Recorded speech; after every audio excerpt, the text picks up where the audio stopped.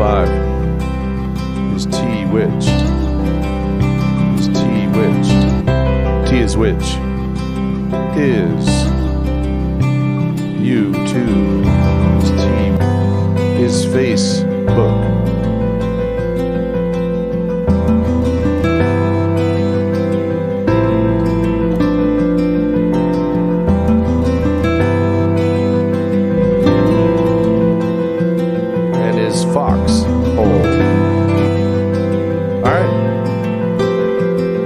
But to wait another minute and then play the intro.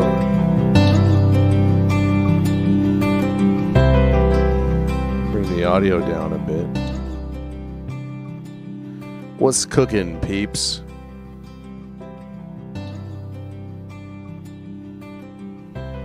Got about 40 seconds before we get rolling.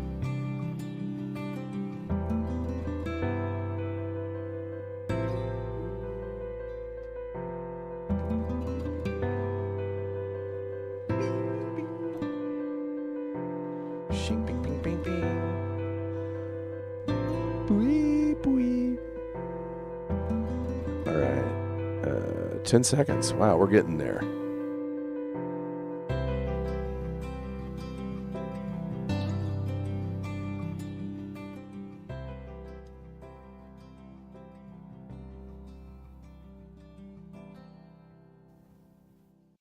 Welcome to the 9dNation.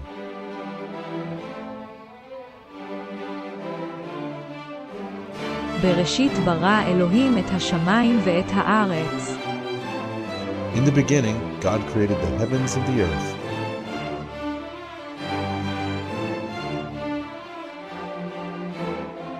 Thousands of years later, it was Wednesday at 11 p.m. Central.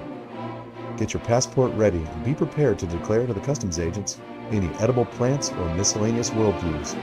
You're now crossing into the nation with no denomination.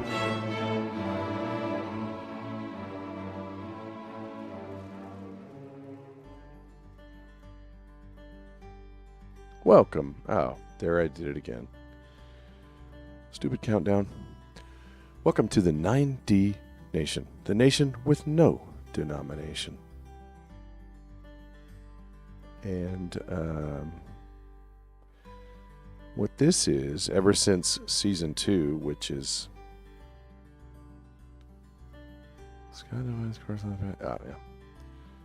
this is season 2. Why is that? What? Sorry.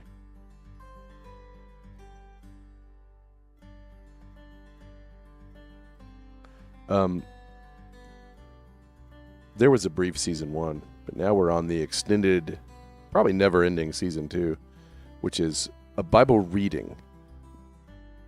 It was originally called a Bible study, but it's a Bible reading. Followed by part 2 in about 35 minutes, maybe 40, because we're going to do all of chapter 16. That will be the Bible. That will be the panel. All right, so let's see. So far, this is week. What week is this? This is week 42, or episode 42.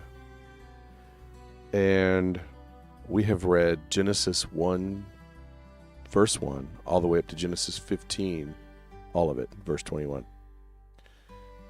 And our story so far is that we know the rules. The rules so far that at least I've been able to pick up. No human angel half-breeds. No murder, no blood drinking. 3 bloodlines: Japheth, Greek; Hamites, Philistines, Canaanites, Assyrians; Shemites, such as Lot and Uncle Abram, whose country will be huge and rich with oppressors' stuff, returning after 400 years of doom out of town, as confirmed by a vision of a ghost with fire walking around the ritual. We learned that last week. So we're going to read all of chapter 16. Let's get our screens ready for reading. There we go.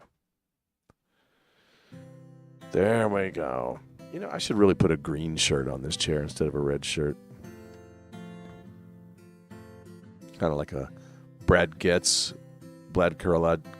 Getz move.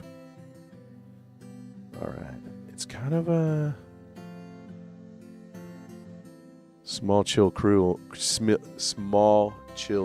out there, which is fine. Let's read Genesis chapter 16. Gen 16. Now Sarai, Abram's wife, had borne him no children, and she had an Egyptian maid whose name was Hagar. So Sarai said to Abram, Now behold, the Lord has prevented me from bearing children. Please go in to my maid. Perhaps I will obtain children through her. And Abram listened to the voice of Sarai. Like Yoda. Let's play the cookie. Let's play the cookie. Where's the cookie? Looky, looky, here comes Cookie, walking down the street. Thank you for that cookie. After Abram had lived 10 years in the land of Canaan, Abram's wife Sarai took Hagar the Egyptian, her maid, and gave her to her husband Abram as his wife. So I guess he had two wives. So it's not a concubine. I was calling her a concubine last week and the week before. He went into Hagar, and she conceived. And when she saw that she had conceived, her mistress was despised in her sight. And Sarai said to Abram, May the wrong done me be upon you. I gave my maid into your arms, but when she saw that she had conceived, I was despised in her sight. May the Lord judge between you and me. But Abram said to Sarai, Behold, your maid is in your power. Do to her what is good in your sight. So Sarai treated her harshly. She fled from her presence. Now the angel of the Lord found her by a spring of water in the wilderness, by the spring on the way to Shur.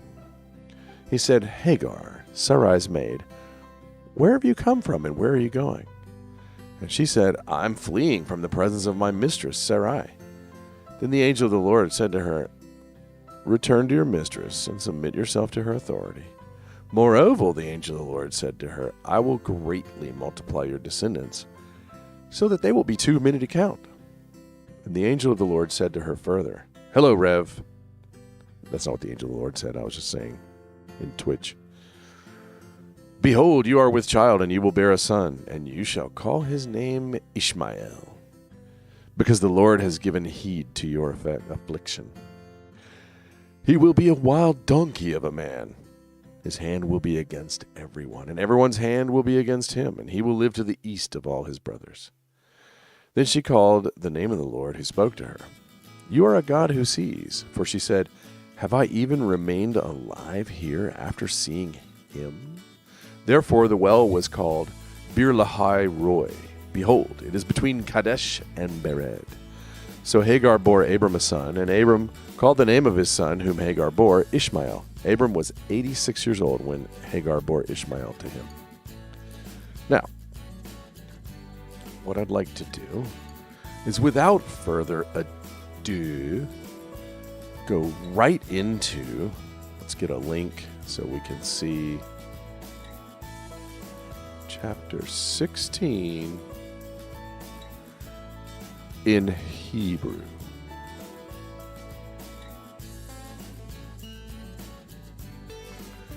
All right, we'll read the first 4 verses and then I'll scroll down. All right. V'Sarai eshet Avram lo yaleda lo vela shivcha mitzrit ushema Hagar. Vatamer Sarai el Avram hine na atzarani ahaya miledet bo na el shivchati ule ibane mimena vayeshma Avram lekol Sarai. Vatikach Sarai eshet Avram et Hagar. Hamitzrit shivchata mikes eser shanim leshevet Avram be'eretz Kenaan vatiten ota la'avram isha lo leisha. Vayavo el Hagar vatere, ki harata vatakal gevirta bieneha. Let's now read, or pretend to read, 5 through 8, and then I'll scroll down. Vatomer Sarai el Avram, chamasi alecha anochi, natati shivchati, bechekecha, vatere ki harata vikal, binaha yishpot ahaya, bini uvenecha. Vayomer Avram el Sarai, hine shivchatek bayadek ashi la hatov, be'eneik vete aneha Sarai, vativrach mipaneha. Vayimtsa'a malach ahaya el an hamayim bamidbar el ha'ayin bederek shur. Vayomar Hagar shivchat Sarai e mitze vat viana telike vatomer mipene Sarai gevirte anoki borachat. Scroll down. Read 9 through 14, and then we'll scroll again.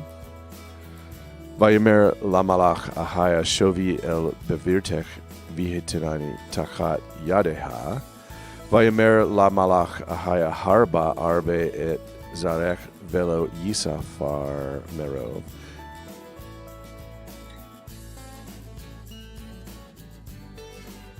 Let me double check something.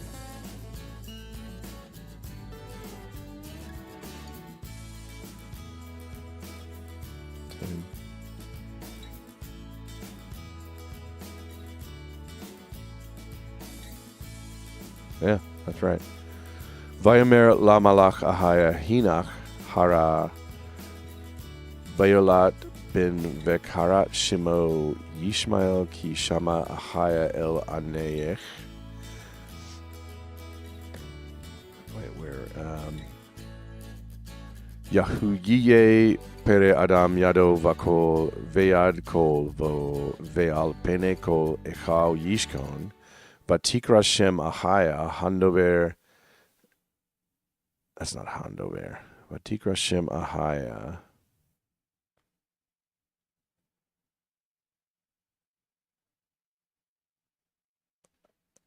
Edber. I don't know why I said Handover. It's Edber. Eleha ata el roi ki amera hagam halom raiti achare roi. Al kinkara la be'er lache roi hine ben kadesh uvein bared. And 2 more verses here. Vateled Hagar le'Avram ben Vayikra, Avram Shem beno Asher Yaleda Hagar Yishmael, Vayabram ben Shimonim Shana Vesheshanim bidet Hagar et Yishmael le'Avram. All right, let's dig into this. That was fun for me. Let's dig into these verses. Oh, again with the... Where is... All right. Got to cover a lot of ground. Got to dig into all those verses in the next 20 to 25, maybe 30 minutes. Going to go as fast as we can. We've been making really good time these days. All right. I see you all lurking out there. It's a beautiful thing. All right. All right. Okay, so in this first verse, according to my notes, which are a few weeks old, we don't have any new words, and it essentially tells us barren Sarai had an Egyptian fembot. I don't know why I called her fembot. Hagar.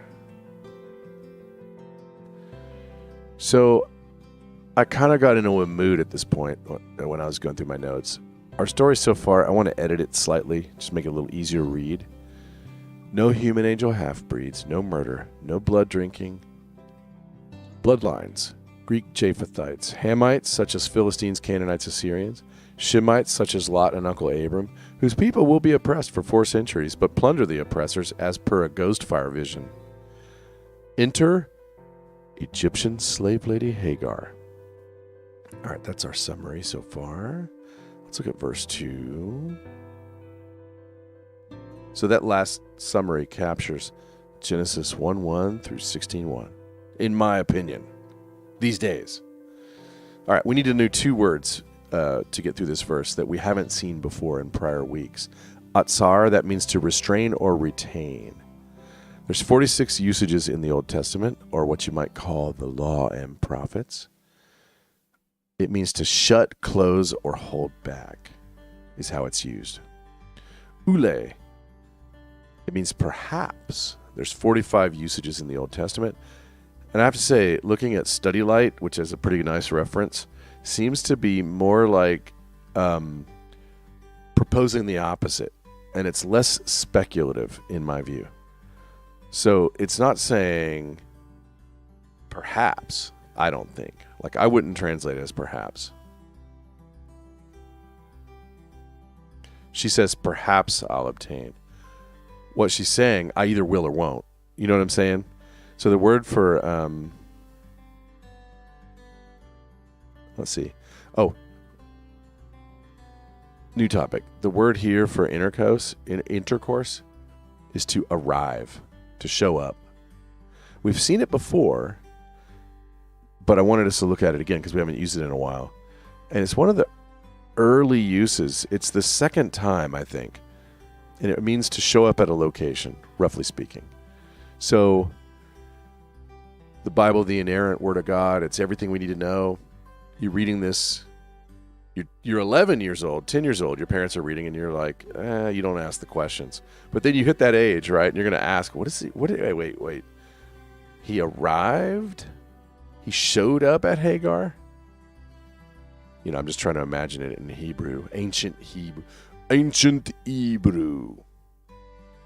And then, of course, once you're 14, you're like, oh, I get that. Because your brain just tells you that you're into ladies, right? Or if you're a lady, I guess, did your brain tell you you're into dudes? I don't know. I didn't go through that. Seems like it. Anyway, looking at studylight.org, the word for arrival, and it can be used other ways too. Specifically, the word I'm talking about is this here.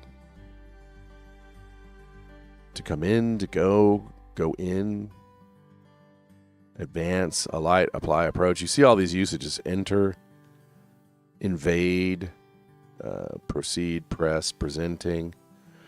So when you dig into this word and the roots of it, it's kind of like to suddenly be where you weren't in a way that you needed to be there. You weren't there, you needed to be there, so you got there. And it doesn't have to always be a reproductive word. It's very used many times, like you showed up, you arrived, the scene of battle. So Sarai says, I'm barren because of Ahiah. You know, she's blaming God. Notice she's blaming God. But, you know, in some ways it's fair because they're always saying so far in the Bible, we've always seen, they're like, children are a gift from God. So God hasn't blessed me, right? So she's kind of blaming him, but it's kind of fair. So Sarai says, I'm barren because of God. So go do Hagar, please. As a plan B, I can own the offspring. And Abram's like, all right, whatever.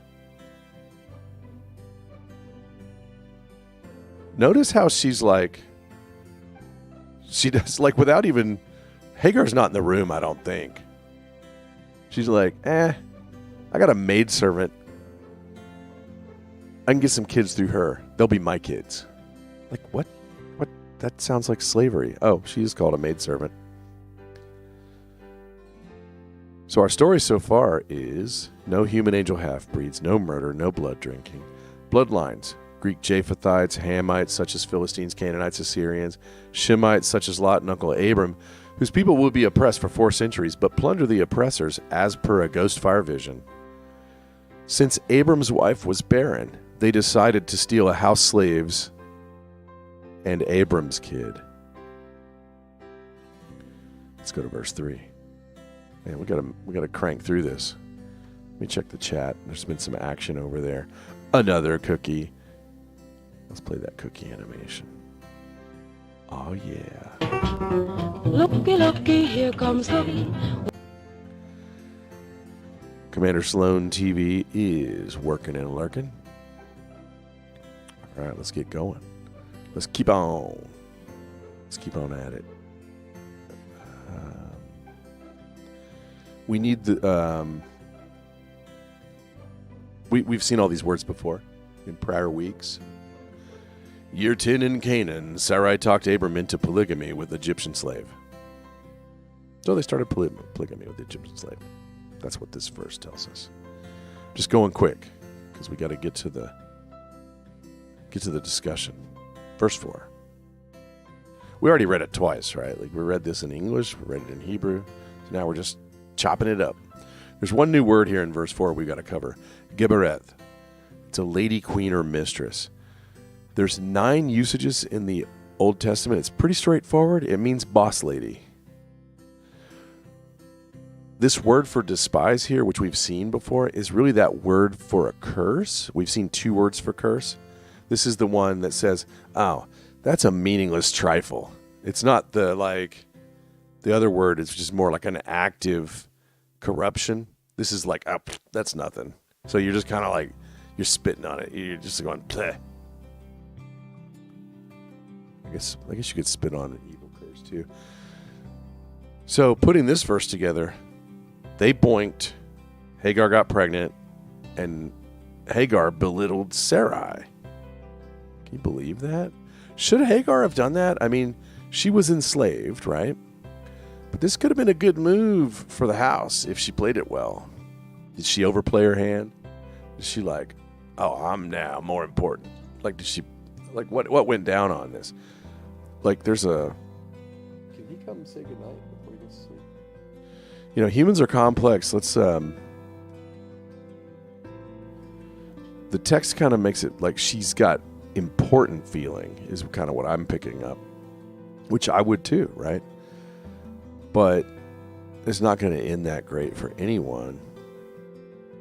Let's see why did I write that. Except in thousands of years. At the end of the library, I don't know why I said that. It's going to end with. So, okay. This is what I'm trying to say in my notes. Oh, let me see. Good night, bud. So, according to the Bible, all the Ishmaelites, all the Edomites, all the offspring, basically the Arabs, sorry, I couldn't resist. The Arab populations are all going to also massively get redeemed, according to reading prophecy in the Bible. At least how I read it. We can debate that. So this is a good thing, right? The fact that Hagar has Ishmael ends up being a good thing. But I think she overplayed her hand here, but she was in a rough spot. So our story so far, Abram's wife was barren. They started polygamy with an Egyptian slave who got pregnant, and a reality show ensued. So now we got some Merv Griffin going on, right? We were at Hee Haw. I mean, I'm stealing a trademark. Sloan TV, somewhere between Hee Haw and Merv Griffin. Oh, by the way, what were we doing at Sloan TV earlier? Even back then, Miss 320 says, drama. There was some good stuff going on Sloan TV earlier. Oh, by the way, thanks to Winchester over there on Sloan, I think I've put in about 3 hours trying to turn that video of the 2 ladies fighting into a sticker with some faces on it. It's doable, but when you haven't ever done one before, it is hard. I've had to start over like 4 times, but I think I'm getting there. I think normal, once you're used to it, you could probably do it in a half hour. But I'm going to need a few more hours. Anyway, let's go to verse 5. Verse 5. We need to know the word chek. That's bosom or breast. There's 37 usages in the law and prophets. So basically, the peck area. Shaphat, that's to judge or govern. There's 203 examples in the Old Testament. It's pretty straightforward. Is this word wrong? We've seen it before. It's a violent kind of wrong. What violence? Oh, yeah. Interestingly enough, Shaphat. Let's look at this. Yisfot.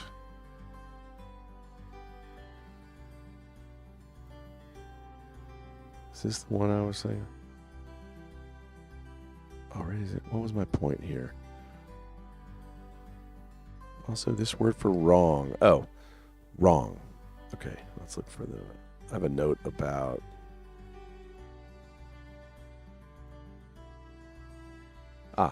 may wrong be upon you. My wrong. The wrong you've done with me. See this word? It's mostly violence. It's almost never just wrong. So you know how, like, the super left woke are busy saying that words are violence? And, if you... so Abram has committed massive violence against, Sarai. Seems kind of like a little bit... She needs a safe space. I know that the design is such that she would be very upset, but it was her idea, according to the way this is written. Anyway, so Sarai felt attacked and blamed Abram, or at least gave him the responsibility, and told Abram he better go get an answer from God, a judgy answer. Got to kind of respect her authority, right? Or the fact that she's like, you know what? Take it to God.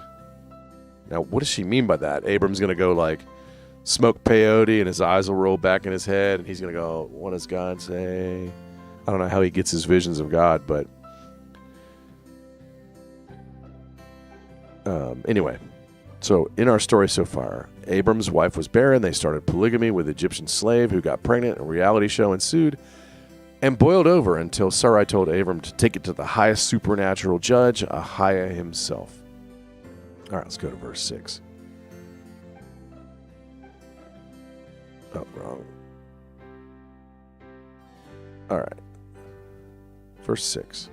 We need barach. That's to go through or flee. 65 usages in the Old Testament. Pretty straightforward. Run away or flee. So Abram's like, you make the call. And she's like, fine. And oppressed Hagar took off. So Sarai, God's... Let's see. Sarai's like, God's going to be mad. And Abram's like, do whatever. You make the call. And she's like rude back to Hagar. Probably pretty mean. Honestly, she was probably made her double down on work and all that. And Hagar's like, I'm out. So she chose independence over hanging in a pretty rich household. This is a pretty rich house. So she's like, I'm out. I'm just going to disappear. I'm ghosting out. So the two ladies got into a cat fight and the slave lady escaped. Let's go to the next verse. Got to jam through these quick. So we got, maybe 15 minutes max to finish this up. We need one new word here, malak. It's a messenger. There's 213 examples in the Old Testament. Can mean angel, which basically means messenger. So who would be a representative of Ahiah? An archangel, a regular angel? Is this a pre-incarnate image of God? A lot of times these can be, like Jesus, but before incarnation. I won't get deep into that theology, but I just wanted to point that out. It's getting ahead of ourselves a little bit. This takes place a little northeast of the Gulf of Aqaba, by the way, if you're kind of trying to figure out where she was at. So she was heading towards Egypt. She's about halfway there. So this verse tells us that she was supernaturally discovered a good way back to Egypt. So in our story so far, Abram's wife was barren. They started polygamy with an Egyptian slave who got pregnant. The two ladies got into a cat fight. The slave lady escaped and was found by an angel. Let's go to the next verse. All right, verse 8. On. That means where or whither. Believe it or not, this word hasn't showed up yet in the previous verses. There's 40 examples in the Old Testament, or the Law and Prophets. It's an origin question. It's a from where and to where. What's your triptych? What's your travel pattern? So the angel's like, what's up? Hagar's like, I'm running away. So the two ladies got in a cat fight. The slave lady escaped and encountered an angel.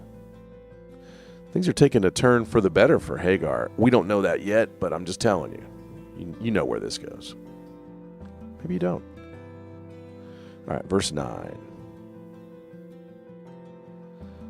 The angel says, go back home and work under Sarai. What? So the angel told her to go back and be a slave. Interesting. Seems kind of harsh, like you're pregnant. You could go back to Egypt. You're halfway there. I can't remember if it was halfway, but you're deep on the way there. And it's like, that lady, she's probably going to kill me and my child. She's like rough. Go back. That's what God tells her through the angel. Let's see more in verse 10. Because they're not done talking. Verse 10. We need the word robe or multitude, or abundance or greatness. 140 examples in the Law and Prophets. The angel said he will greatly multiply her descendants, so they would also be uncountable. So this sounds like God. So this is a personified God. Could be a pre-incarnate vision of Jesus. It's probably not an archangel, because he says, I will greatly multiply your descendants. I mean, we can get into some debates there, but. So the ladies got into a cat fight. The slave lady was destined to start an alternative great Abramic nation as well. Interesting. All right. That matches what they had told Abram. Had he ever mentioned this to Hagar? I forgot what we... Oh, no, sorry. I'm studying ahead a little bit, so I'm getting mixed up. Anyway, we'll stick with the text so far. So verse 11... let's see. Do I have verse 11 up? Yeah. Verse 11. Two new words here. Hara, pregnant. There's 16 examples in the Old Testament. There's another form of the same word that's used 43 times. So it's pretty straightforward. Oniyi, that's a misery. That's affliction. There's 36 examples in the Old Testament. It's poverty. It comes from the word ana, which we saw in the last chapter. It's like an oppression. I often gloss over proper names, but let's stop here on Ishmael. It means God hears. So the angel said, you're pregnant with a son. Name him God hears. God listens. God sees you, bro. All right, let's go to the next verse. Again, we read this in English. We read it in Hebrew, so we're going to jam through it pretty quick. We need pere, that's a wild donkey. 10 usages in the Old Testament. It's seen also in Job, Psalm, Isaiah, Jeremiah, Hosea. I don't see a super clear definition. I couldn't find one. But in usage context, everywhere I looked, it seemed to fit. So I'm not going to argue, but it's not super clear to me. He'll be cantankerous, let's say, and live to the east. So you're going to have this great nation, but he's going to kind of be like a wild beast of a man. Practically half donkey. No human angel half-breeds, no murder, no blood drinking. Bloodlines, Greek Japhethites, Hamites, such as Philistines, Canaanites, Assyrians. Shemites, such as Lot and Uncle Abram, whose people will be oppressed for 4 centuries, but plunder the oppressors, as per a ghost fire vision. Since Abram's wife was barren, they started polygamy with Egyptian slave, who got pregnant. And the two ladies got caught into a cat fight, and the slave lady was destined to start an alternate nation, but rough and tumble Abramic nation as well to the east. I'm not saying this was the first polygamy ever. It's the first recorded in the important families of God, I think. But certainly they started it. I don't think they were doing it before Abram and Sarai. Let's look for verse 13. Just got a little bit more to go. And then we'll get our part 2 started, which is panel. Panel with Black Yoda. Roy, looking, seeking, sight. There's 5 usages in the Law and Prophets. It's from a much more common word, ra'ah, which has 1,003 usages. So I'm pretty cool with that word. Halom, hither. There's 11 examples in the Old Testament. It means here, this place.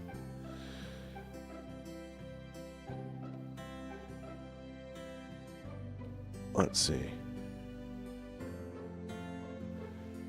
She called him Ahiah and said, "You see me, and I still surprisingly have sight after seeing you." She expected to be blinded. So Shemites such as Lot and Uncle Abram, whose people will eventually, after trial, be great, and he'll have a plan B crazy nation to the east from an extra Egyptian slave wife. That's my new summary. Let's go to verse 14. Oh, we only got like... I don't know. I think I messed something up. But anyway, let's go to verse 14. 14. We need... so it was named Lahai Roy.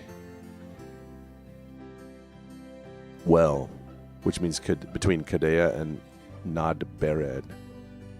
All right, we read that 3 times. Nothing really crazy there. Verse 15.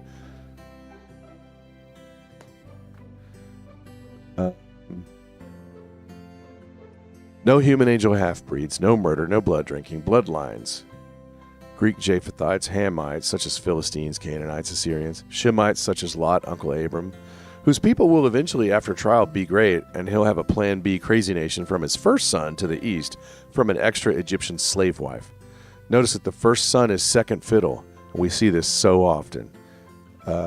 Jacob, Esau, all kinds of times. This is proper Christian history, I say, under the old system, but also doesn't it remind you what gets perverted into the cabal? They're always flipping. Like, what's his name? Anderson Cooper's older brother. Where's he? So this kind of thing, yeah. So let me go back to, I think I made a mistake here. 15.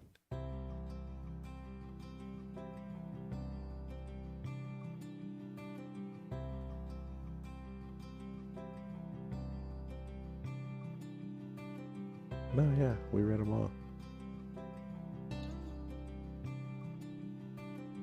Cool. Let's start up. Let's get that link going.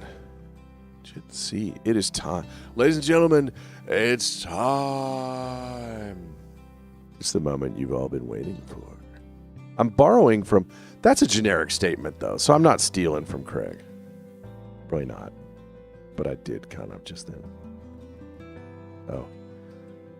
What I need to do... There we go. Allow. Join. Let's get going. Here's the link for the panel.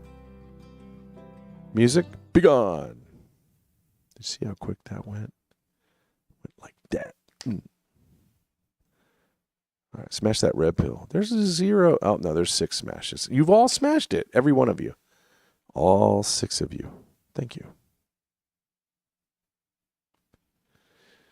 All right, we got to throw down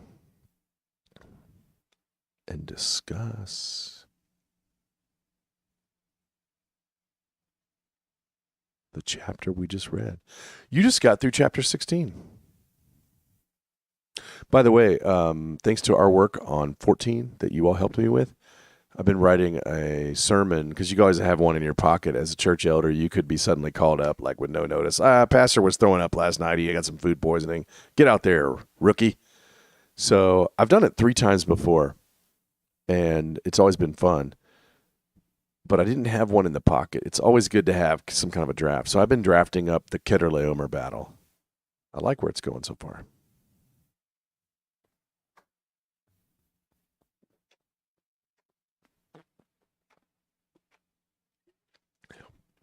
My ghost beverage. Wherever you're still out there. Testes 1, 2.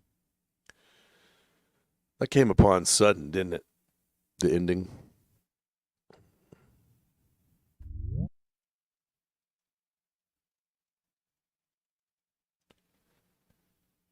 We've got Froggy. What's up, Frog? Hi, how are you? Doing well. Okay, cool. I'm sorry. I have to say first of all, I kind of like was half listening because I'm a little woozy. I'm taking meds, but like I'm not feeling well. But I wanted to call in because I missed you, and I wanted to say hello. And I also there's another part caveat to this. I am making Pete Taggy call in. Basically, he called me out yesterday. He actually made a few different attempts to make me call in and to be more spoken out or whatever, outspoken, whatever the word is. I don't know. Sorry again. Nice. Totally off topic. But he did it in a really nice, like caring kind of way, not like pushy or pressuring or whatever. Right. And I was trying to avoid it because, to be really, really honest, I haven't been feeling great. And thing with Leonard really got me tongue-tied. Yeah. If you could even call it that. But the point is, I just really wanted to be thankful for all of you guys, all of you who do stuff, who are active, and who bring people together, different types of people, and to let people share their experiences, their voices, and their opinions, whatever they might be, and they can all differ. But the point is to keep spreading the message and getting together and having discussions. But yeah, so this is basically a shout out to Pete Aggie, and thanks, bro. Froggy, what are you doing? Ha, got you called in. You got me. Okay. Well, nice. Good. And hi, Yoda. Hello. Hey, what's up, people? What's up, Yoda?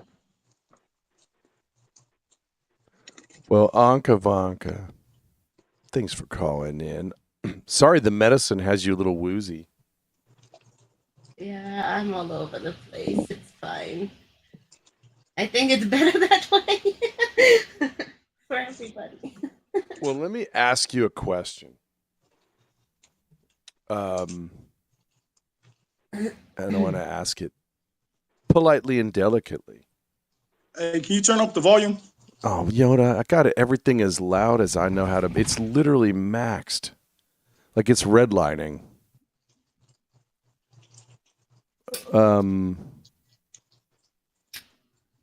We had this problem 2 weeks ago. It's a speaker button you have to press, isn't it? Maybe. Not you, him. Yeah. On his phone. Yoda, does your phone have a... Is it sometimes Really? put it... My end, I've done it as much as I can. Yep. Okay. Well, try to be loud, but I really can't. You're gonna have to read my lips. No new taxes. That's cute.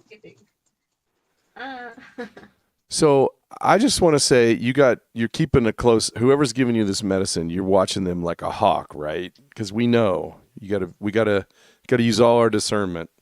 I trust you, but just I know you're being careful, right? Medicine from Medicine Man. There you go. That's what I wanted to hear. Yeah.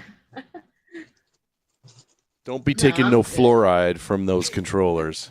No, you know I'm better than that. Yep.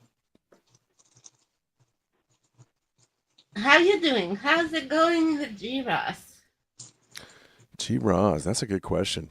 We're gonna. In about a week and a half, the family's going to hop in the wagon and drive across country and back and just spend a week together. So that'll be fun. Starting to look forward to that. Is it anywhere close by me? No, we're going to where all the people by you go to vacation down to Florida. Gotcha. Yeah, nice. It's a long drive, like 19 hours maybe. Get like a pet carrier. I'll hop in. I want to go to Florida. That's cool. Adopt me as your pet. Okay, we'll meet you there. I need full and board and how do you call it? Board. Food and board. I don't know. Room and board. Room and board. Yeah, I need all that. All right, if you're gonna adopt me, you gotta get me the right way. All right, we got you. Just kidding. So Foxhole knows this, and by the way, this is going out to Facebook, YouTube, DLive, Twitch, and Foxhole. If anybody wants to turn off any of those channels, just let me know. Foxhole fam already knows this. Every couple times a year, we go to the most evil place on earth. We're going to be swinging over to Orlando and checking out the rides at Disney. It's pure evil, but we're doing it anyway. Yeah. I think you're supposed to meet it like face the evil face and like then it won't work, like when your intent is different, their thing is not gonna work no matter how you spin it. That's true. I don't know. But I am handing them paper Babylonian magic money. Well, it's their fake money anyway. They came up with it. That's true. Keep your silver, boo. Yeah. Yoda, I'm sorry about the audio. I got a cramp. I can hear you guys. It's just not as good as it's been before. Right. Do you want to? We can wait 10 seconds. Do you want to try reconnecting? Sometimes it connects better. We had that happen once. Let me see. I'll try that. I'm gonna end the call and go back in. All right, we'll be here. Q the Hammer says, came in late behind the live. Want to say hello, catching up. Thanks for that. Hello. Q the Hammer. What's up? Hello, Q the Hammer. G-Rock, you sound a little stuffed up. Yeah. I'm Yoda, test 1 2 1 2 test. Nah, maybe it is my end somehow, because when I ended the call and was back in Foxhole, I could hear Anka a lot better. Ah. So it's something with me. Is there a setting in? Yeah, click on the audio volume thingy inside the Jitsi, like the little speaker. Yeah. I just saw that. Hold on. Say something. Yeah, hello. Something like a sissy boy. That is a lot better. So that was my end. Boom. I didn't realize that there was a setting for that. All right. Now we're really cooking with awesome super fire. I hear you better. Because I do have you on speakerphone, technically. You know what I mean? Right. I really didn't know that was an option. I never really played around with the settings on this. So that was definitely me. Yoda, we'll just take a note. Next time, we'll remind each other, just push the buttons. Yeah, just play with it. Yep. To answer Thaggy real quick, about 4 days ago, some kind of coldy virusy thing came at me, but I kicked its butt. As Yoda pointed out, we talked on the phone that day. What was that, like 4 or 5 days ago? Just detoxing, but something stuck in my nose a little. So I'm getting the same thing came at me too. Yeah. It's probably all that crap they spilled out of the train and cooked into the air. Okay, let me ask you. I was wondering that too. So before I got this thing, my mouth and my tongue felt like it was on fire and it was like burning and like, I don't know. Did you have anything similar? I didn't, but that sounds like some of the people. that we're talking about. Well, just like tingly, but not in a nice kind of way. Yeah. Just like how the placebo effect can have a positive impact, nocebo has the negative impact. And when you're constantly being bombarded, especially with truthers, you got to be mindful of your thoughts and not get emotionally involved in being pissed off by being surrounded by all the nonsense, these devils, demons doing the most, right? I'm perpetually pissed off. I don't know. Right. But see, I mean the stress in that by itself can affect your physical health. Oh, I know. And what you might think is a cold is really it's something that happens to yourself. Like, and because I'm mindful of stuff like that, I don't get sick. The only time I get sick is I drank too much. You know what I mean? And even then, I feel more tired than anything else. I just need to sleep. You know what I'm saying?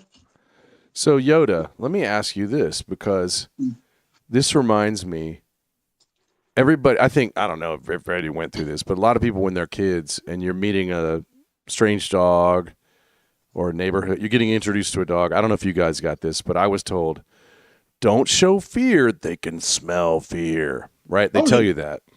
Yeah. Now, so then your job as an 8-year-old is to go engage with this dog that's bigger than you and don't be afraid. So you're trying, in your mind, you're saying, don't be afraid, don't be afraid, don't be afraid. But you're like, so knowing that, how do you Don't think of pink elephants. Don't think of pink elephants. Right, exactly. So how do you not, what's the trick? How do you not think about? I'll give you a great response to that. Yeah. Animals have always liked me my entire life. Right. So where I live, our drive is shaped like a horseshoe that we all share. Right. Now, technically, it's a street. It's more of a fire lane. You know what I mean? Right. But it's shaped like a horseshoe. And sometimes when I come out at night and I want to smoke a cigarette, right, I'll do a couple laps in the horseshoe. It's not very big. You know what I mean? Yeah. So one night I'm walking and I go around the two corners of the horseshoe and I'm on the back half of where I stay. I know it's hard to picture, but it just is, people. It's literally a circle. The horseshoe is our drive, and then one side is the actual road. You know what I mean?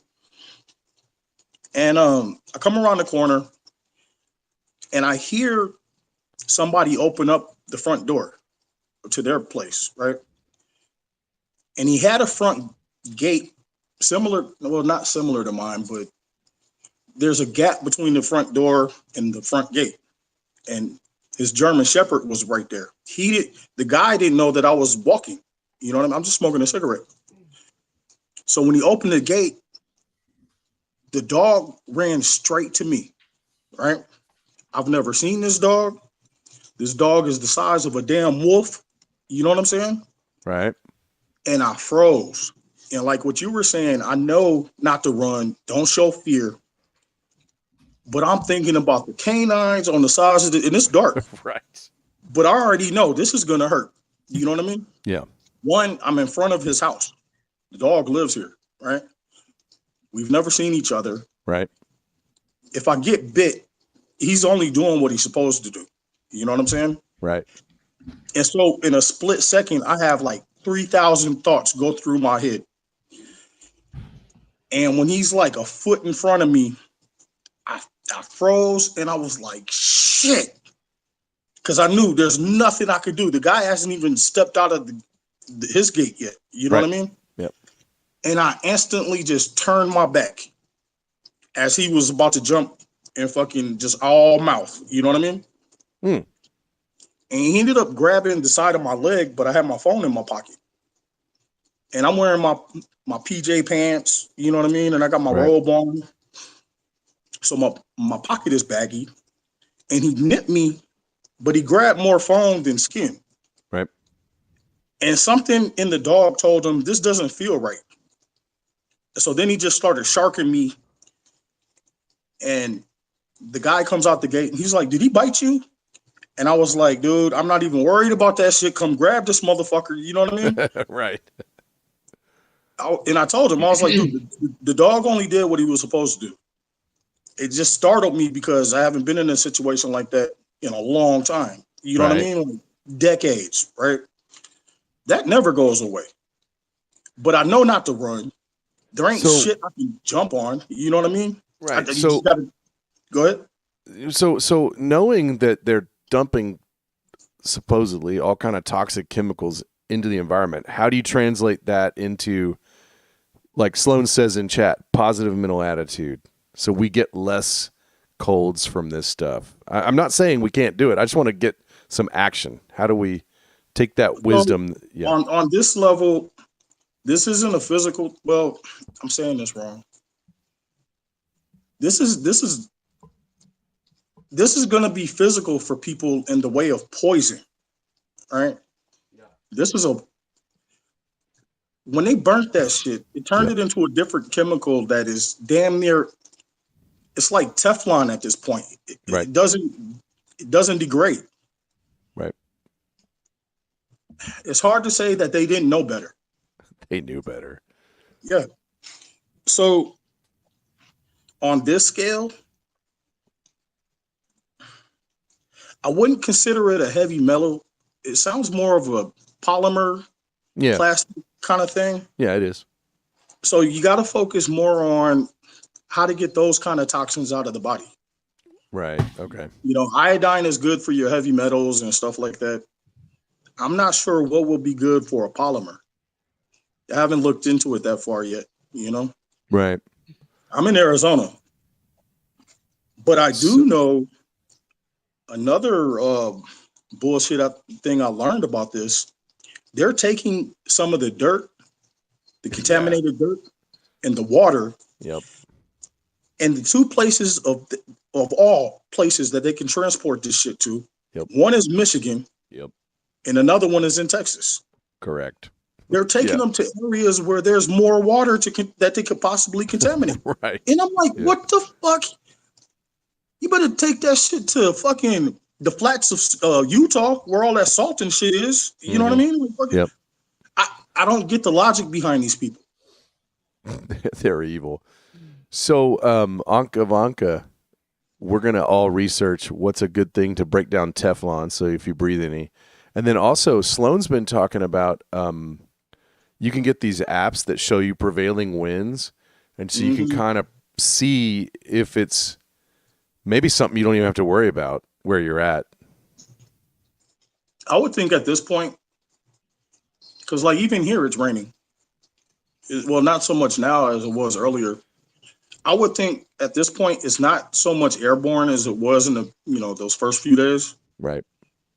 They've already showed video of a brownish like substance residue after rain and stuff like that. Right. So I think the majority of it at this point is going to be on the surface. And you know, if you're right, like if you start worrying about everything, you're gonna like drive yourself nuts. So once I start glowing in the dark, then I should panic. Until then, I'm good. Hey, G Ross, go on because I got another one that people can worry about. I haven't checked into this on its legitimacy, but the lady that's still alive from Diamond and Silk, right? She had a guy on that was talking about this. Okay. If you go on my Facebook, there's a link on there talking about it. They're claiming that they're injecting wildlife with the mRNA. Chickens, I heard. Like Zoist or Zoonotic. I forget how to pronounce it. But it's being funded by, they're claiming that it's being funded by Zuckerberg. Probably. Is it on your Steven Ferner? Yeah. How long ago? I'll just find it. Sometime earlier today. Oh, okay. Or possibly. Zoetis. Zoetis. Yeah. Yeah. That's supposed to be the program name. All right. I'll put a link in the chat. Ankavanka, I have a quick question. Didn't mean to cut you off, Yoda. You were No, going to no, add go ahead. something. I think right before Thaggy came in, Ankavanka was describing just kind of catching up. Before we turn, because I want to see if the people in the panel had any stuff they brought for chapter 16.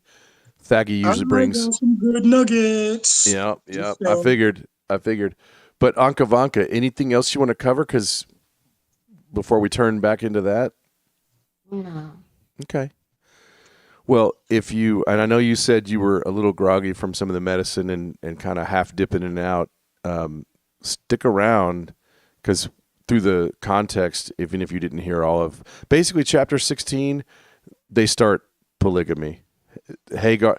Abram wasn't getting any kids from Sarai, and so they cook up this plan to say, well, let's get another wife into the picture. So they add Hagar to the mix, and it turns into a reality show, and everybody gets all mad. Sammy Hagar. Right. I wouldn't call it polygamy because in 16:3? Yeah. In my Bible, they reference Hagar as like wife type, like wife number 2. You know what I mean?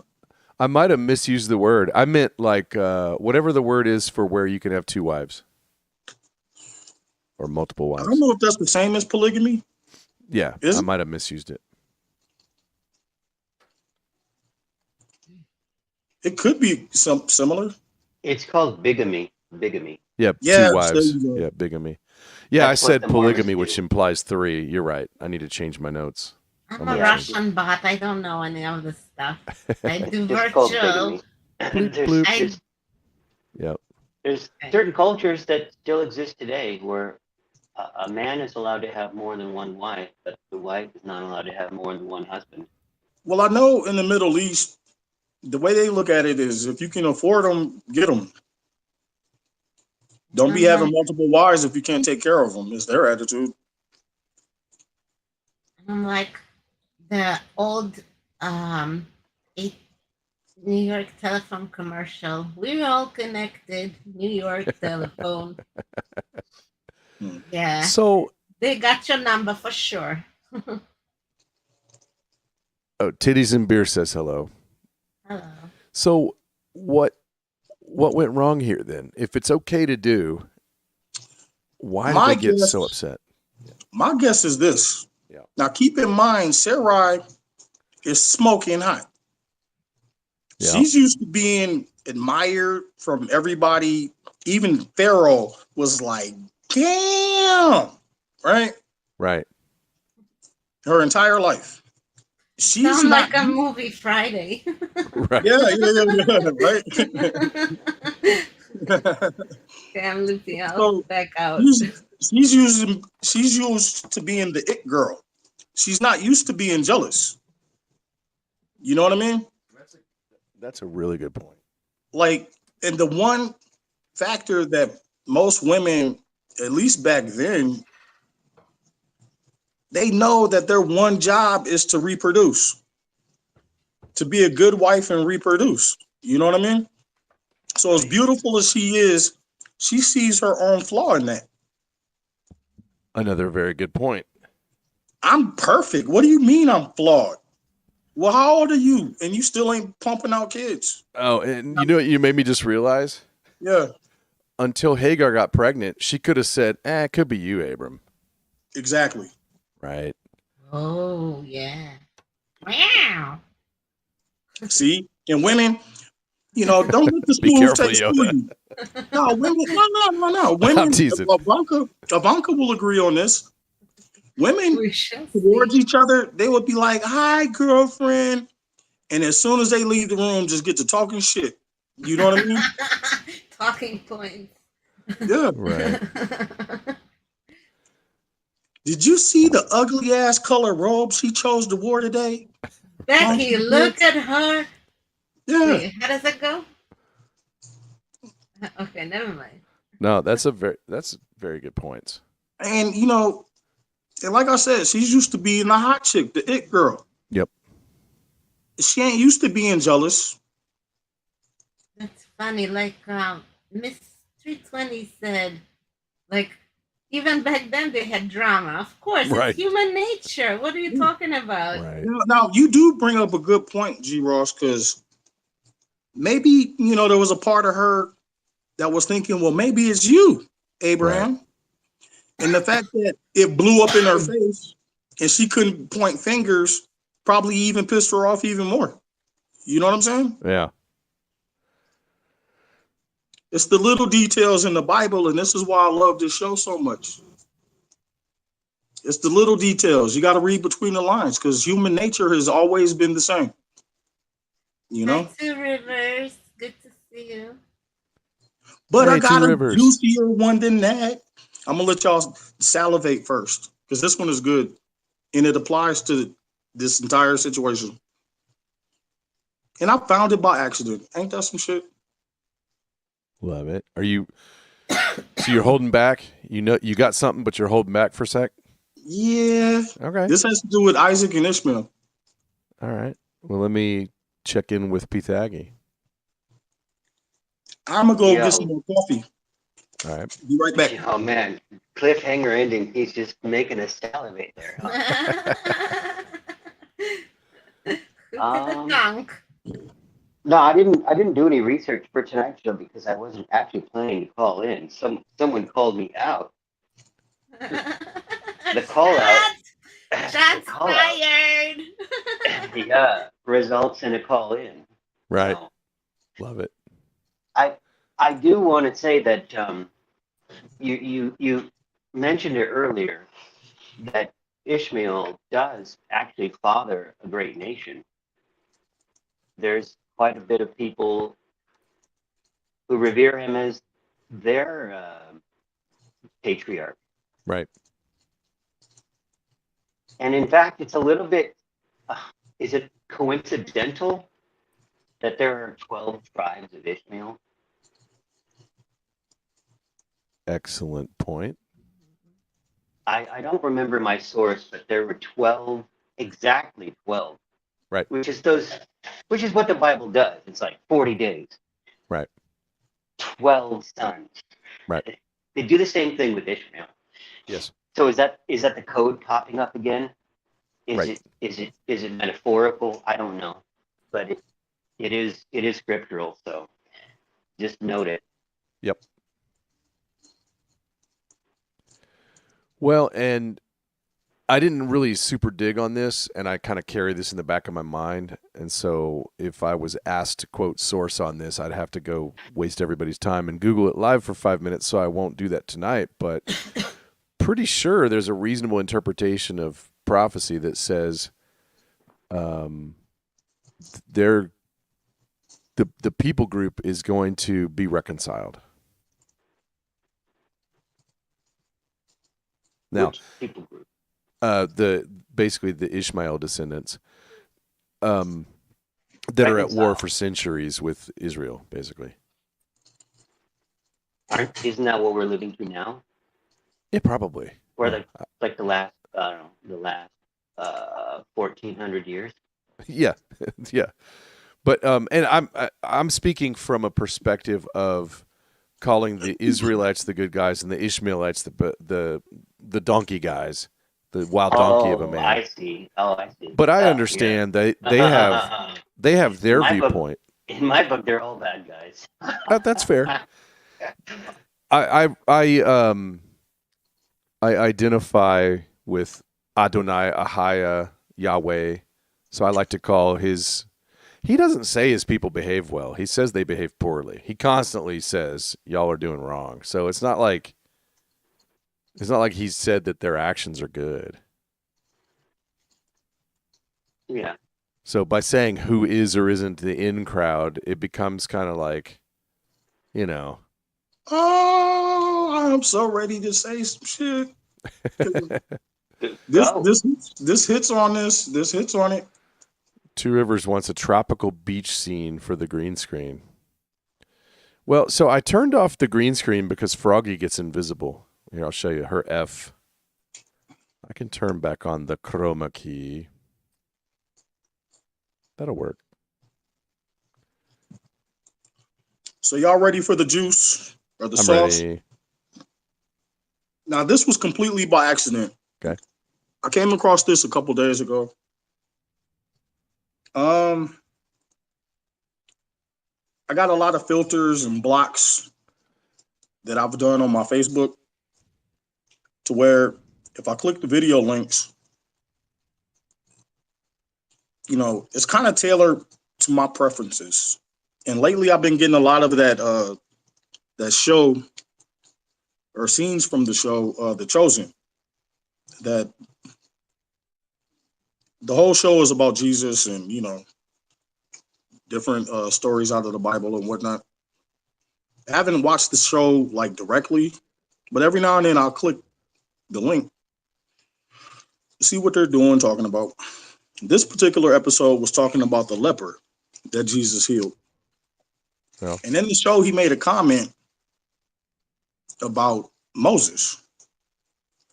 So if you would, G. Ross, bring up Matthew 8. And this is the story of the leper, right? Yeah. And, we've had conversations on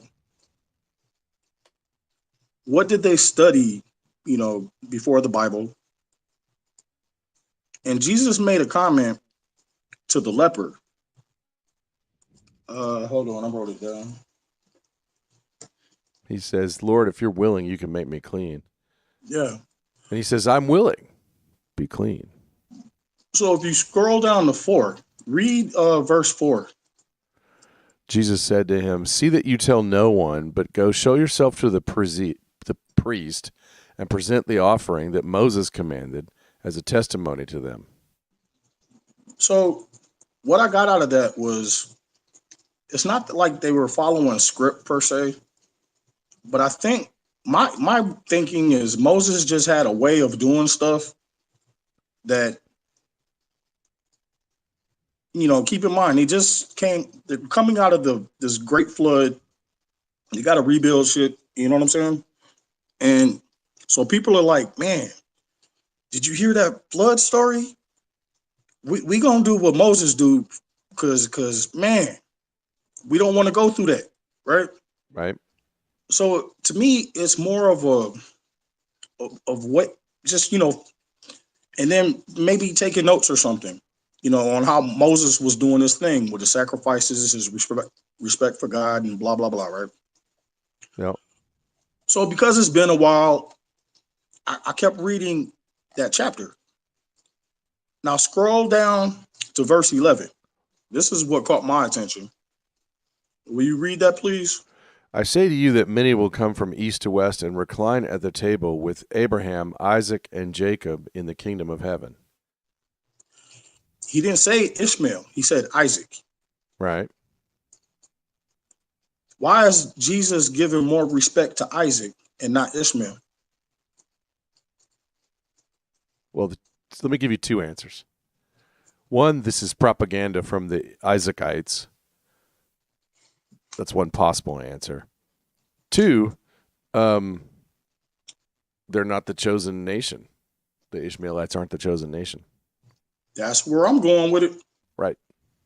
So if the people in the Middle East are still fighting over this, this descendants of Ishmael, descendants of, Isaac, I'm going to go with what Jesus was saying. If we're to interpret the Bible literally. Right. Right. Which I do. So until somebody can knock me off of that hill, I'm not going to change my mind about that. And I was already feeling Isaac anyway. Right.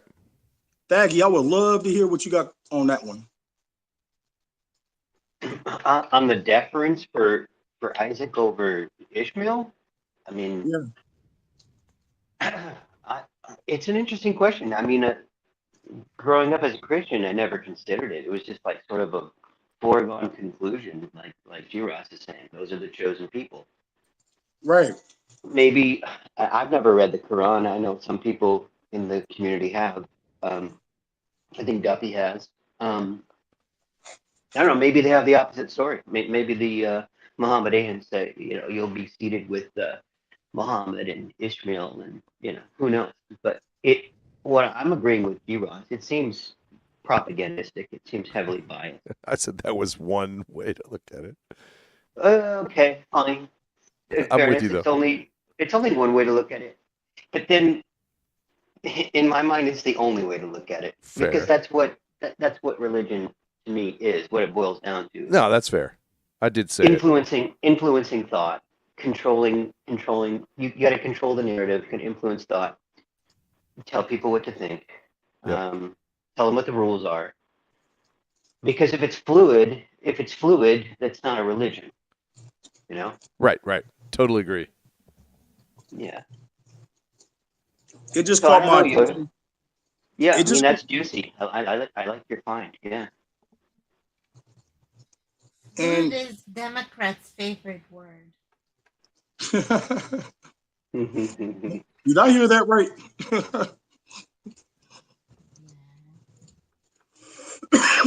What was the Democrats' favorite word? Oh, I thought she said who did they favor for? No, fluid. Oh. Yeah. Gender fluid. Yeah. You can own a gun, but you have to have insurance, liability I insurance. Everything's fluid. The Pete, Right. Constitution. I think Biden said the Constitution is fluid. I think Pete Buttigieg's rare is fluid too. That guy. Ah, I can't stand him. Yeah. They take no responsibility. They always want to place blame on something else. They try to blame it on Trump's policies with regulation, but when you go over those regulations, it had no effect on what happened with that train. None.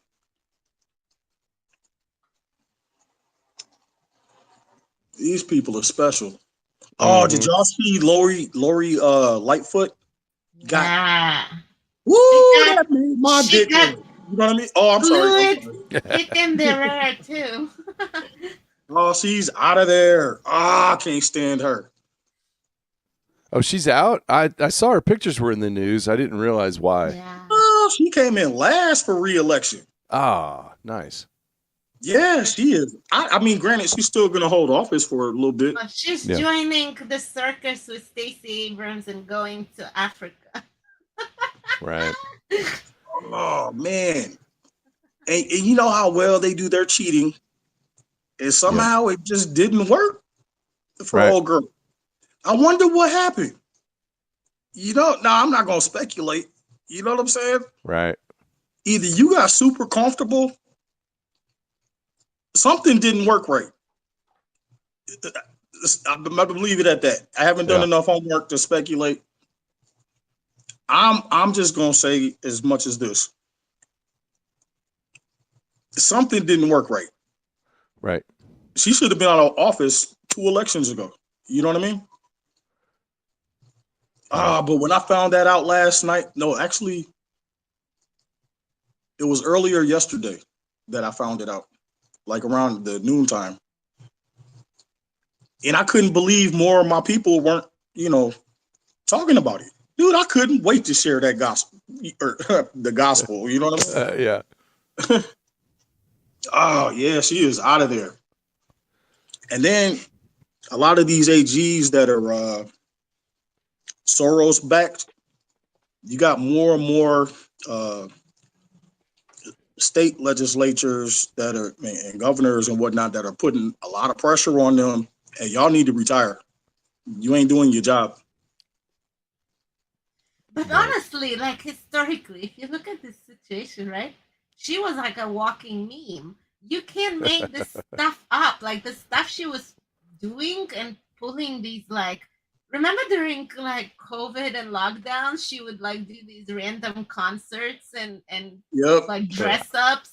And like people were like seriously looking for some serious mental help there, you know? Did you wait? Wasn't she the one that did the COVID cowboy or something like that? Yeah, exactly, right?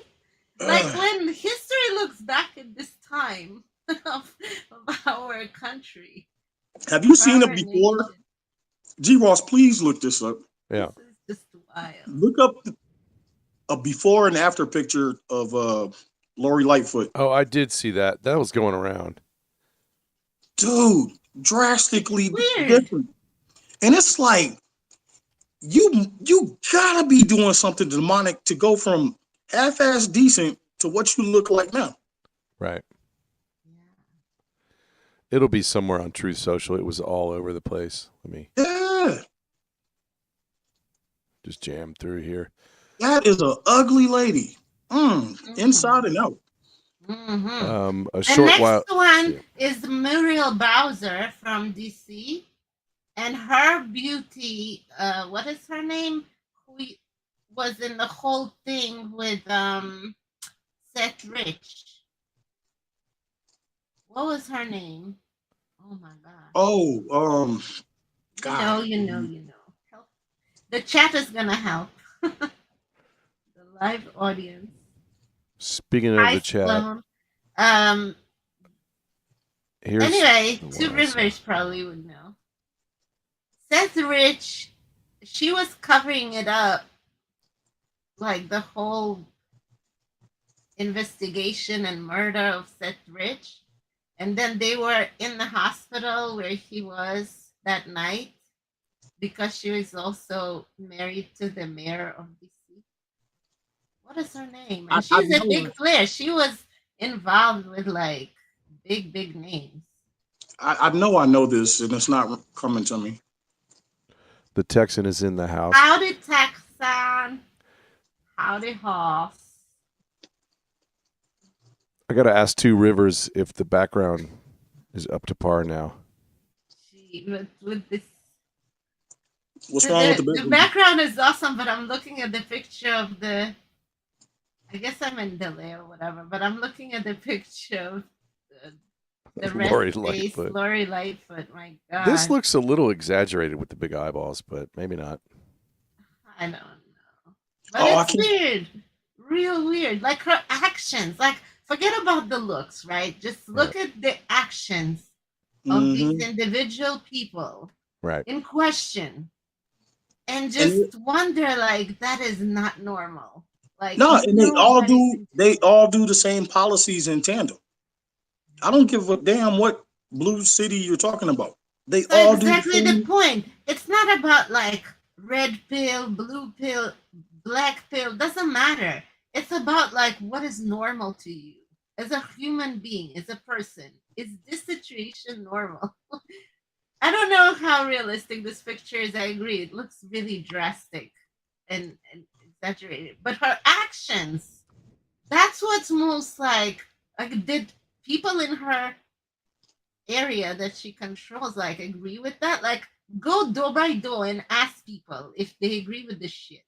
Exactly. Obviously, like you will catch somewhere somebody is gonna say like we did not vote for this. This is not us. Like I don't know, some type of a secondary vote for people to know what really happened. Like it doesn't need to be nationwide. It just needs to happen in every town, in every little city.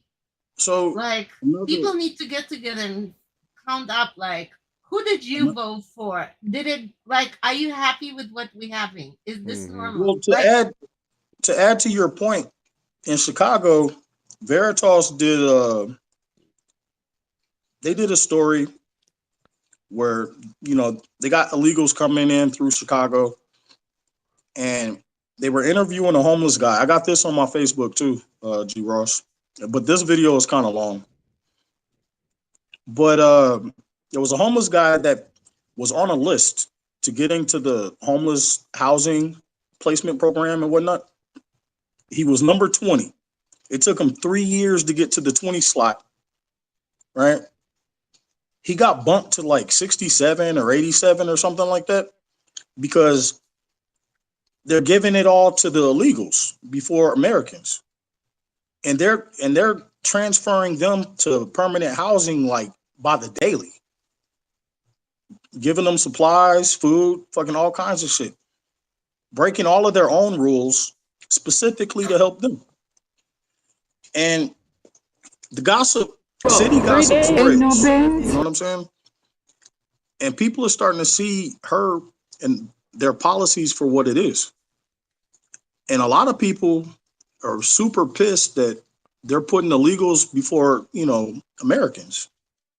Now, I'm not trying to, debate the, what's the word that I'm looking for? The merits of, American first or just whatever. But they're not even supposed to be here. I mean, just in D.C., they're giving illegals the right to vote. Crazy. In D.C. I put that link to your Facebook, that Project Veritas video about the vet in the chat. I also showed a little bit of it on the screen. The Texan has thrown a can into the chat and also says, because I know you can't see the chat as easy on your phone, Yoda, he says, "What's shaking, brother, to you?" Hey, what's up, Texan? You should have been here earlier when I was talking about what Jesus said about Abraham, Isaac, and what's his face? The father or the grandfather of the father and the son. Jacob. He was giving them props versus Ishmael, or he was giving Jacob props versus Ishmael. And that caught my attention in Matthew 8. And we were talking a little bit about that just before you came in. It wasn't about current politics this whole time. Right. We went off on, it's funny because Texan had done like 3 hours on Putin, and then he comes over to the G-Raw show, and I was busy talking about Putin. He's like, uh-oh, here we go again. We did another about half hour on Putin. Well, we kept it a little under control. Real quick, since you brought up Ishmael, I want to get everybody's take on what does it mean to be a donkey of a man? Like, what was that all about in the text? I don't know what their reference of donkey was back then, but yeah, when I think of donkey, I think of an ass of a man. Right. You know? Kind of like goofy, wild. Yeah. But does it, and I think I'm being kind of lazy. But then you gotta think, but think about the Chinese. They have respect for a rat, for being resourceful. A donkey is a sturdy, hard worker. Yeah, so that's I mean, an interesting point. You would have to know the slang better back then, or at least the sentence in the way it was referenced. Right. Well, and it's got some context. It's because right around that, he's busy saying, let's see, what does he say? I'll read it. Bear with me. Was that in what you read tonight? Yeah, like right around that, he says,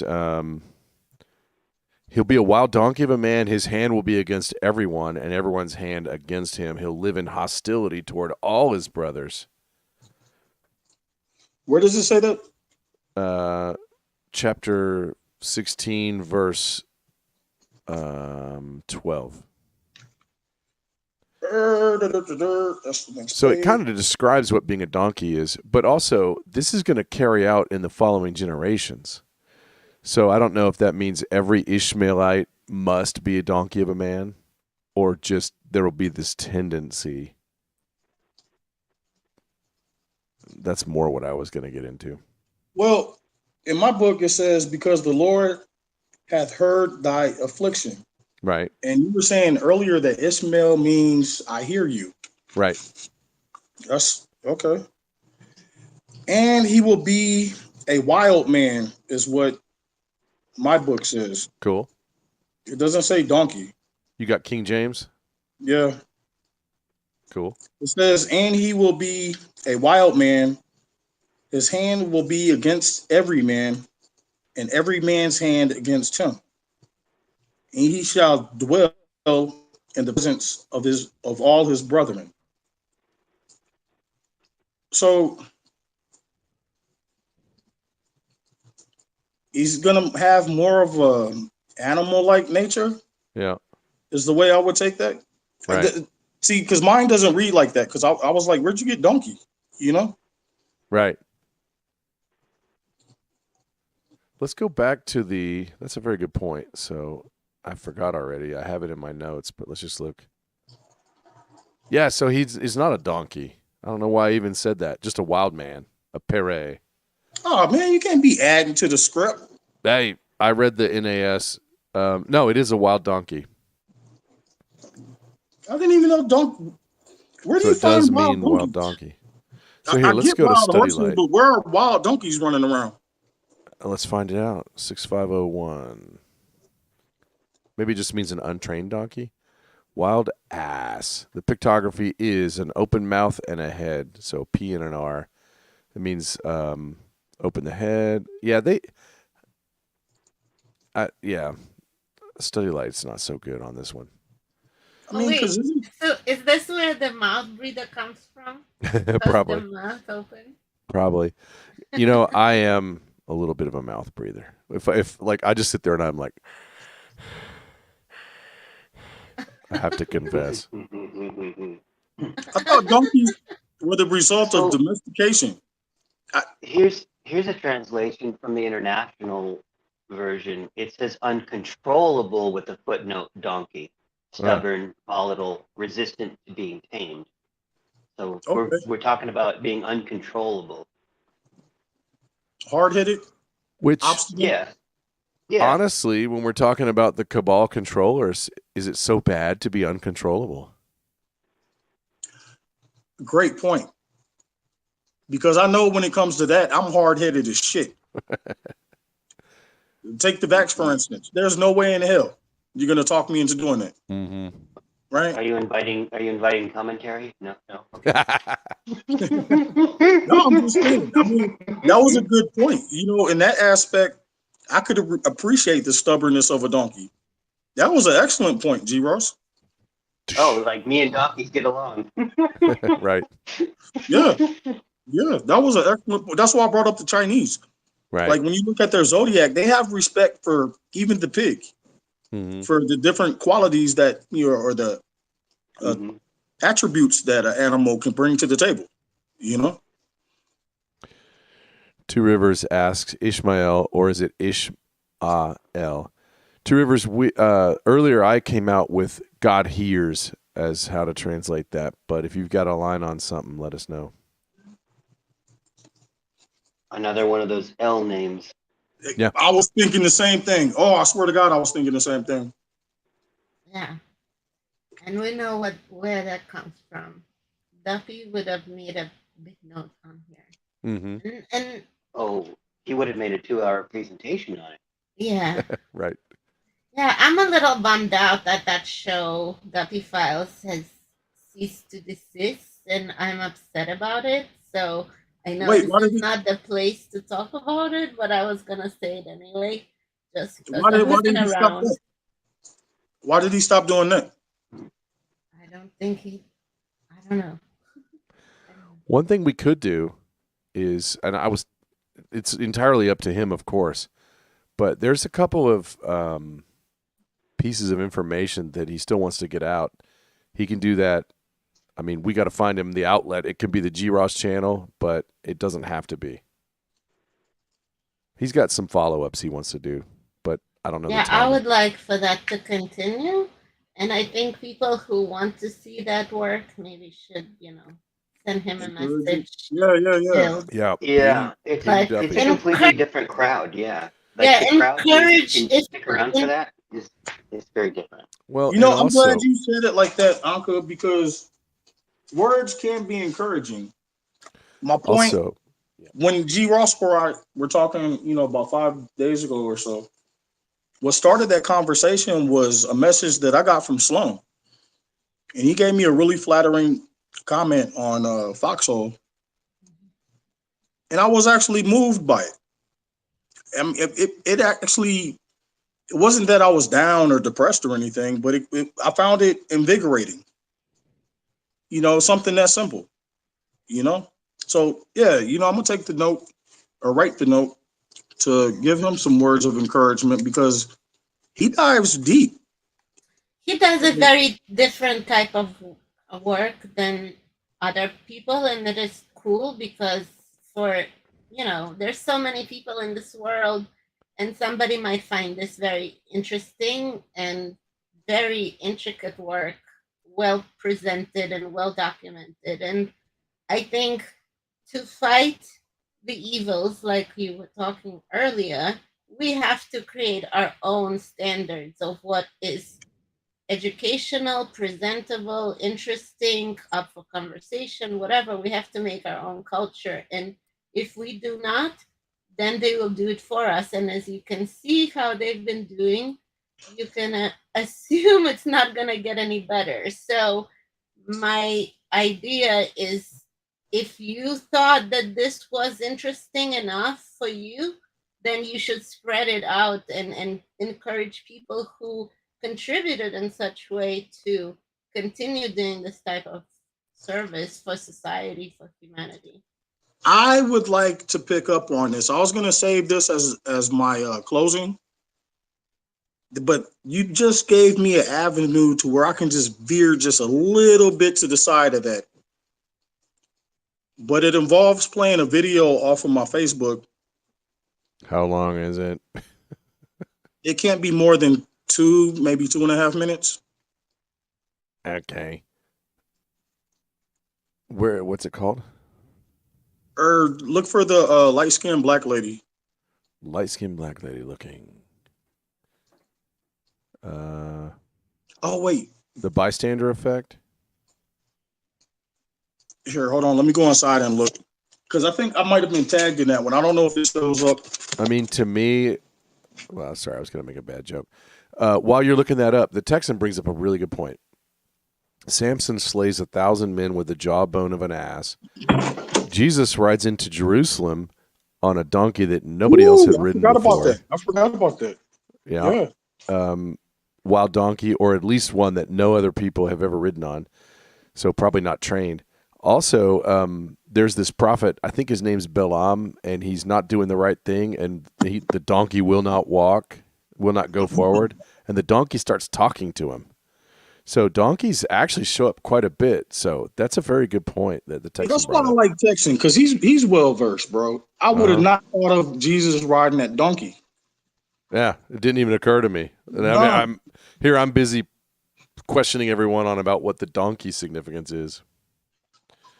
So did you post the thing that you're talking about? Is it all my people who have stood up and continue to stand for the truth right in the face of so much adversity, hatred? When I click on my Facebook, it's the third one down. Yeah. To all my people. Yeah, that one. Okay. Let me share out this screen so you all will be able to hear the audio. It's going to be loud.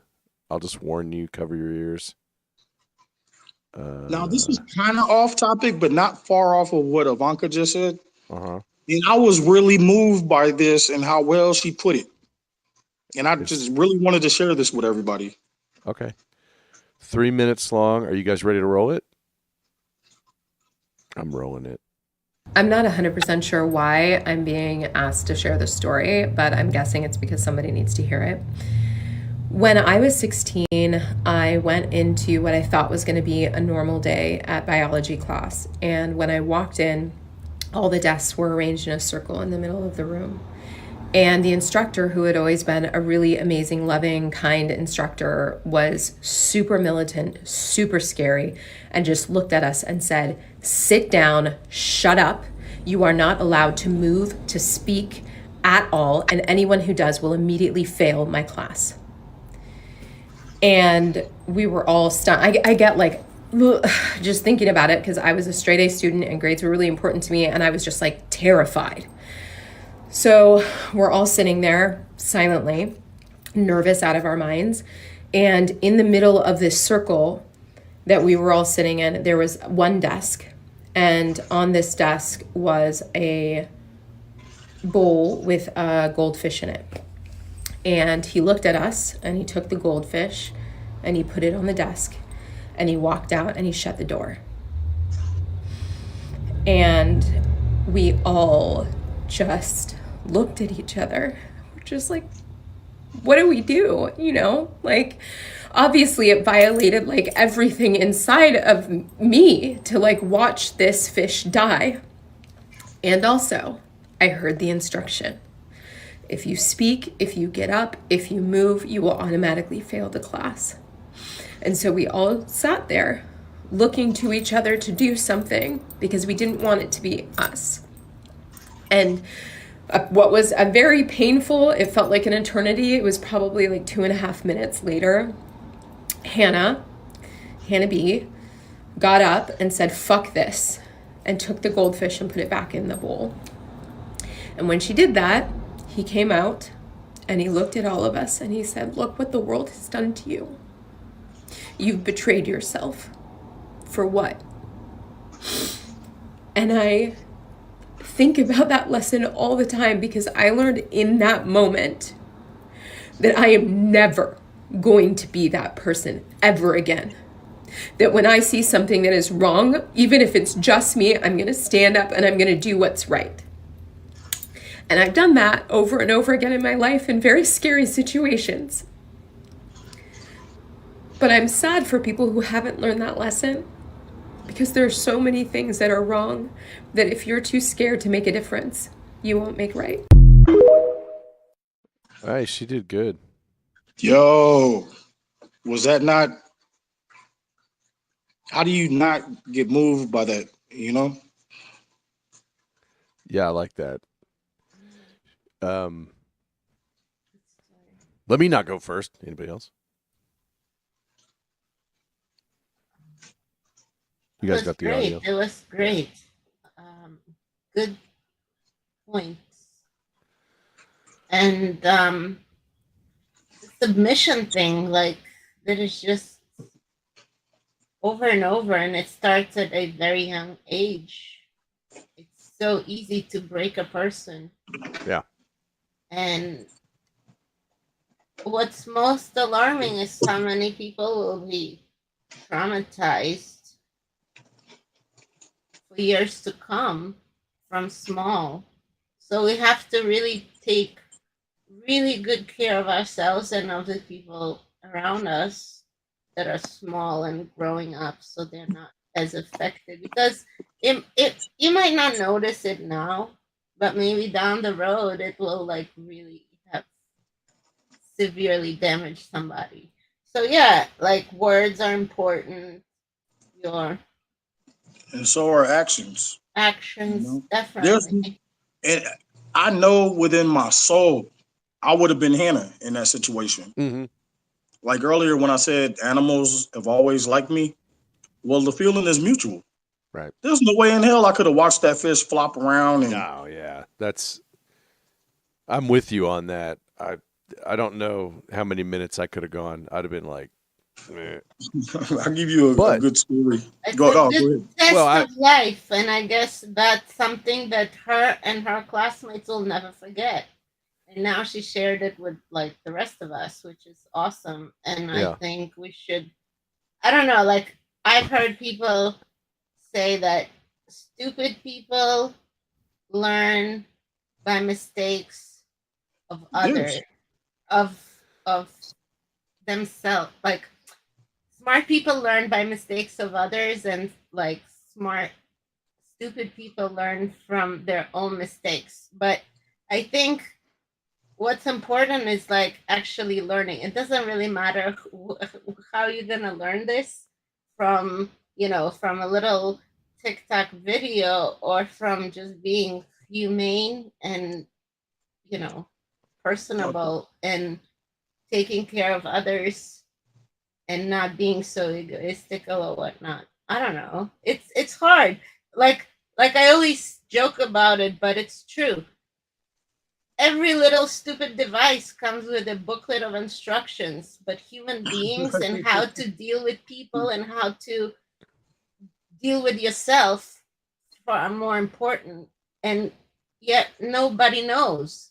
Nobody's taught that. Nobody's like have any way of doing it in a nice way. I guess like there'll be a lot of people protesting this and saying this is cruelty to my child, blah blah blah. Like, you can't have this type of tests or teaching moments.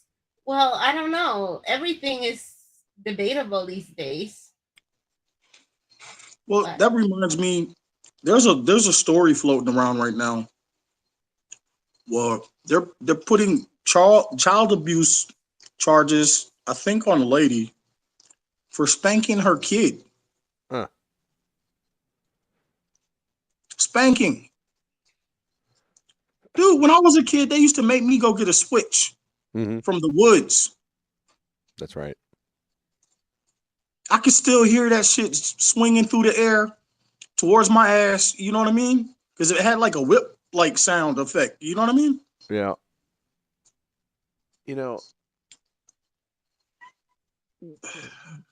Barbara and I have been faced with having one pre-toddler, toddler, now almost a teen, come up through the household. And when they start testing their boundaries, you have to make some decisions.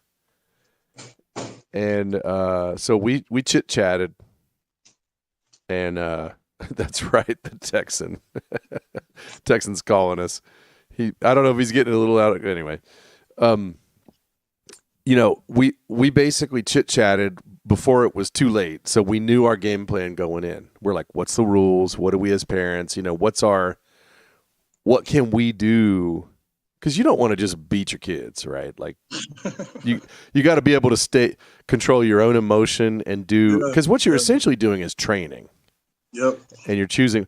And so we talked about what we had gone through as a kid and what we thought was reasonable choices. And I was kind of like, I'd like to stay shy of the belt. If we need the belt, that could be our last go-to. But like slap on the ass, I can get some good. And by the way, dude, I was all about the belt, dude. I had to check I'm with you down and everything. But check this out. I can whip that middle finger out so fast. Wha-pow! Right on your pectoral muscle. If you're my 8-year-old, fa-tow! That thing comes out so fast. That's been my most effective move. I've only had to do it like 2 or 3 times, and he just looks at me like. Dude, I remember one time I thumped the shit out of my son on the head. Yeah. And I thumped him so hard it actually hurt my finger. And it was loud, bro. Yeah. Right. But I want to just say one last thing. We were ready to go to the training mechanisms that we had ready. And we had thought about it, and we were going to try to stay dispassionate and not get angry and all this other stuff. Just luck of the draw. The kid we ended up having, I mean, maybe when he was 2 or 3, light swats on the butt with the hand just to get his attention 2 or 3 times. Never had to go past that. I don't know why. The only time my son really got in trouble was at school. And I know he gets this from his mother. There's no way he got it from me. Because he would just get in trouble for trying to be Mr. Funny Man in class, talking out of turn, shit like that. Right. That can't be from me, bro. Not Black Yoda. You know what I'm saying? We know where the acorn in the tree is. But he's always had a great sense of humor. Yeah. And I didn't want to break that about him. And even to this day, dude, he tells stories, dude, and it's just the funniest shit just to listen to him. He's very respectful, but we were on his ass when he was little. Right. You know, it's not by accident that he thinks like a conservative and has respect for God. He's not like these little assholes running around talking about, I prefer they, their, him, whatever. He wouldn't dare. It wouldn't even cross his mind. Right. You know what I mean? Right. And I look at some of these kids now, and I see some of the TikTok, the worst ones, bro. When they ask them simple questions like, who won the war in the Civil War? Or, simple, basic questions about our country. Now, I get the tricky ones like, what's the largest state in our country? I get why people would say Texas or California, because it doesn't really show up on the map as Alaska, right? Right. I can understand if you don't know how many stripes there is on the flag. I can half-ass understand that one. That doesn't really get talked about very much, right? And some of these questions, I was watching a video just yesterday or the day before. Some of them were trick questions. But if you just pay attention to the question itself gives you the answer. I'll give you an example. when you said who won the Civil War, I would guess, if I didn't know, I would say the Civils. They won. Sorry. That's, you know what? That's actually funny. I never actually thought of that as being an answer. That's funny.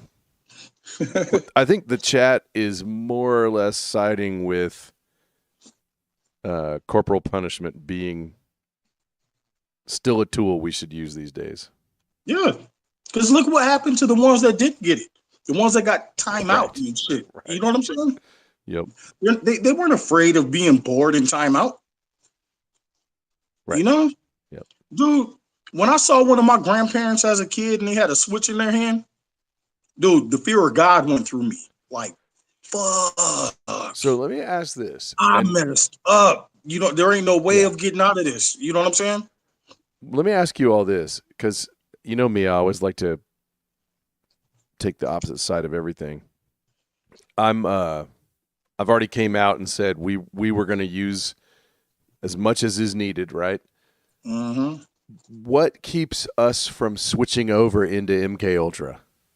And I know MK Ultra is a science, and it's really much more deep than that, and it's more crazy, and it involves all kinds of other stuff. But how do you not take it too far? Or you know what I'm saying? It's simple, because we're not sodomizing and torturing them. Right. I know. But even I don't want to be that graphic, but I mean, no, that's legit. Ultra, you know? Right. That's legit. But we were all mass MK Ultra'd with the television and with other things. That's different, though. That's way different. It is. But I just want to make sure that with MK Ultra, it's not like a one session kind of thing. Right. They torture you until they shatter your mind. Yeah, I know. Right. A spanking, I don't care if you're using a flip-flop or an extension cord. A spanking in itself is not going to shatter your mind. I think the extension cord might be a little painful. Well, I'm just saying, you know what I mean? No, I think all those should be like last resort. Like you had to have a number of talks and conversations and explanations and teaching the process and explaining all that. Okay, granted, I'm not a parent. I don't have children, so it might come out as hypocritical or whatever because I just don't have that valuable knowledge. But I do know that generally you're smarter than the child, and you're supposed to be able to outsmart and outwit and get desired whatever expectation or behavior or whatever from a child if you properly explained and invested time into the child. If you basically said watch the TV, play your Switch game or whatever, I don't know, you might expect that then when the situation arises to the extreme where you have to use force. I have a great example on this. So back then when my son was, let's say 6, right? I remember when I first met his first grade teacher, because back then it was just me and him, right? And I was living in East Mesa out here in Arizona, which is, 30, 40 miles from Phoenix. And his mother's in San Antonio. So it was just me and him. And I got family and friends here, but in my house, it was me and him. And I was explaining to his teacher, you're going to get frustrated with him, but it's not because he's bad, you know? So here's my number. Just let me know, what he's doing, and we'll stay in contact with each other. I'll let you know, what I do on my end, so we're in sync with each other, right? So they had a color system. Blue was get this boy some ice cream. Green was he did good for today. Yellow was you need to talk to your son. Red was whoop that ass. Yeah, right. That's how I look at the color system, right? And he kept getting reds simply for, talking out of pocket. Or not out of pocket, but being disruptive by trying to crack jokes and be Mr. Funny Man. And getting on the teacher's nerves, and the class is, giggling and shit. You know what I'm saying? And so I was like, man, I can't keep spanking him because of this, And his thing back then was Spider-Man, Spider-Man, Spider-Man. I must have watched Spider-Man movies, I don't know how many ungodly times. And he had a Spider-Man video game. So it's 2 movies in the video game. And so I was like, Julian, come here. Let's go out back. And I light a cigarette. And I grabbed the 2 movies in the Spider-Man game. And I put them on the grill. And I grabbed the lighter fluid. And I was like, do you know what this is? Talking about the lighter fluid. So I got the lighter in my hand because I just lit the cigarette. And I squirt some lighter fluid on the concrete right there. And I lit it on fire. And he sees me light it on fire. And so the 2 movies in the game is sitting on the grill. And I set the lighter fluid next to him. And I was like, dude, I'm going to make a deal with you. I'm going to give you 30 days to get your movies back, or your 2 movies in the game back. But if you come home with another red, I'm lighting this motherfucker on fire. And I put the lid on top of the grill. And we went back inside. You know what I mean? I wrote that down on a piece of paper, and I was like, hey, give this to your teacher when you get to school tomorrow. So she knows Spider-Man is on the grill. Let me know if he, fuck up. I didn't mean to say that, or like that, but Right. So 20 days go by, bro. Spider-Man is still sitting on the grill, and some little girl had a birthday. Her mom decided to bring the class cupcakes. Sugar and this boy do not mix. So when I go next door to pick him up after I got off work, he's out of school and he's wearing a white t-shirt, and the front of it is just covered in something blue, like sky blue. And as soon as he comes to the door with the neighbor lady, I look down at his shirt and I'm thinking to myself, damn it, I just bought those white t-shirts. That doesn't look like it's going to come out in the wash easy. And I'm like, Julian, why is the front of your shirt covered in blue? And he just starts crying. He didn't even try to explain it. He just starts crying. And I looked up at my neighbor lady, and she was like, uh-oh. And I was like, let me go inside and see what he did. Because I know there's a note in his backpack, and the odds are it's going to be a red for today, Mm-hmm. And so I get inside, and after they had the cupcakes and whatnot, Mr. Funny Man kicked in, and he was being disruptive, and it was just, he got that sugar high. You know what I'm saying? Forgot all about Spider-Man. So I was like, shit, I got to keep my promise. But distracting him with that video game was important to me, because I could put him on the game if I had other things to do and I didn't have to worry about him. So you're regretting your choice. And I'm like, fuck, I got to set this bitch on fire. And so I'm like, come on, man, you know what this means? It's time to light Spider-Man's ass up. Okay. And now he's crying even more, like reality is kicking in. He tried to save Spider-Man, but ain't having it. You ain't breaking me. And I didn't want to do it. So I'm getting closer and closer to the Arcadia to go in the back, and he's right there next to me. And I take the lid off. I grab the 3 items. And I was like, you know what, Julian? You did real good, bro. You went 20 days. So I'll tell you what. I'm going to give you an option to save one of these as a reward for that 20 days. But the 2 that you don't choose, I'm lighting these motherfuckers up. You know what I mean? Okay. And I'm thinking to myself, please pick the game. Please pick the game. You know what I mean? Because I had faith in the fact that he would make it those 30 days. Right. But that cupcake messed it all up, man. It messed it all up. I didn't see the cupcake coming. You know what I mean? Yeah. And so he picked the game. And I'm not going to melt these on the grill. I don't want to get plastic all over the place. You know what I mean? Right. And so I made him sit on a brick and I just squirted him with lighter fluid and I lit that shit on fire and I made him sit there and watch it. Okay. And it was something I needed to do inside. And every time the fire started to die back a little bit, I'd go back outside and squirt it all over again. And the flame would just jump up and just, you know what I mean? Fireball. You know what I'm saying? And he's just watching it melt, bro. And you could just see the conflict inside him, and there's got shit he can do about it. You know what I mean? And it's sizzling and popping, and there's black smoke coming off of it. You know what I'm saying? You got to stick to your guns, people.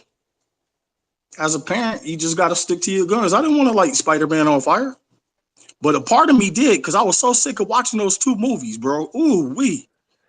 I was so sick. Do you guys mind? This Texan wants to join us, and this link is not working for him. Can I make a new one and give it to you all? Sure. This has happened to me once before when I keep using the same link over and over and over again. Let me. So we're going back to Foxhole and coming back in on a different link. Yeah, let me give this one out. I'll give it to everybody here. Let's see. I'm gonna put it in the chat here, and then I'll put it in the big chat. Just because for some reason he can't get in. All right, I'll be right back.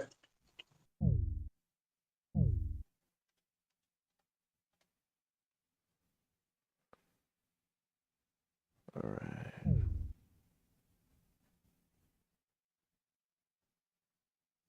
All right, I'm over here. Got Black Yoda. Oh, wait, look, I think I might have to do that setting again. Hold on. Yeah, do the setting. Push the buttons. Yep. Who's coming in?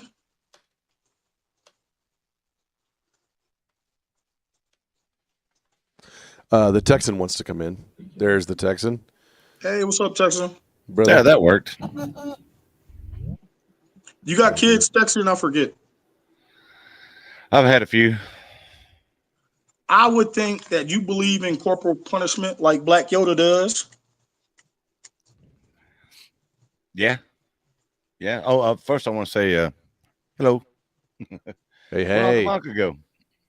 Hopefully she gets the new link. She might have stepped away. I didn't hear her when we all bailed out. Man, I missed all you guys. Black Yoda, Uncle Vanka, Pete Aggie. I was talking to you the other night. Hey, there she is. There's Freddie. Good.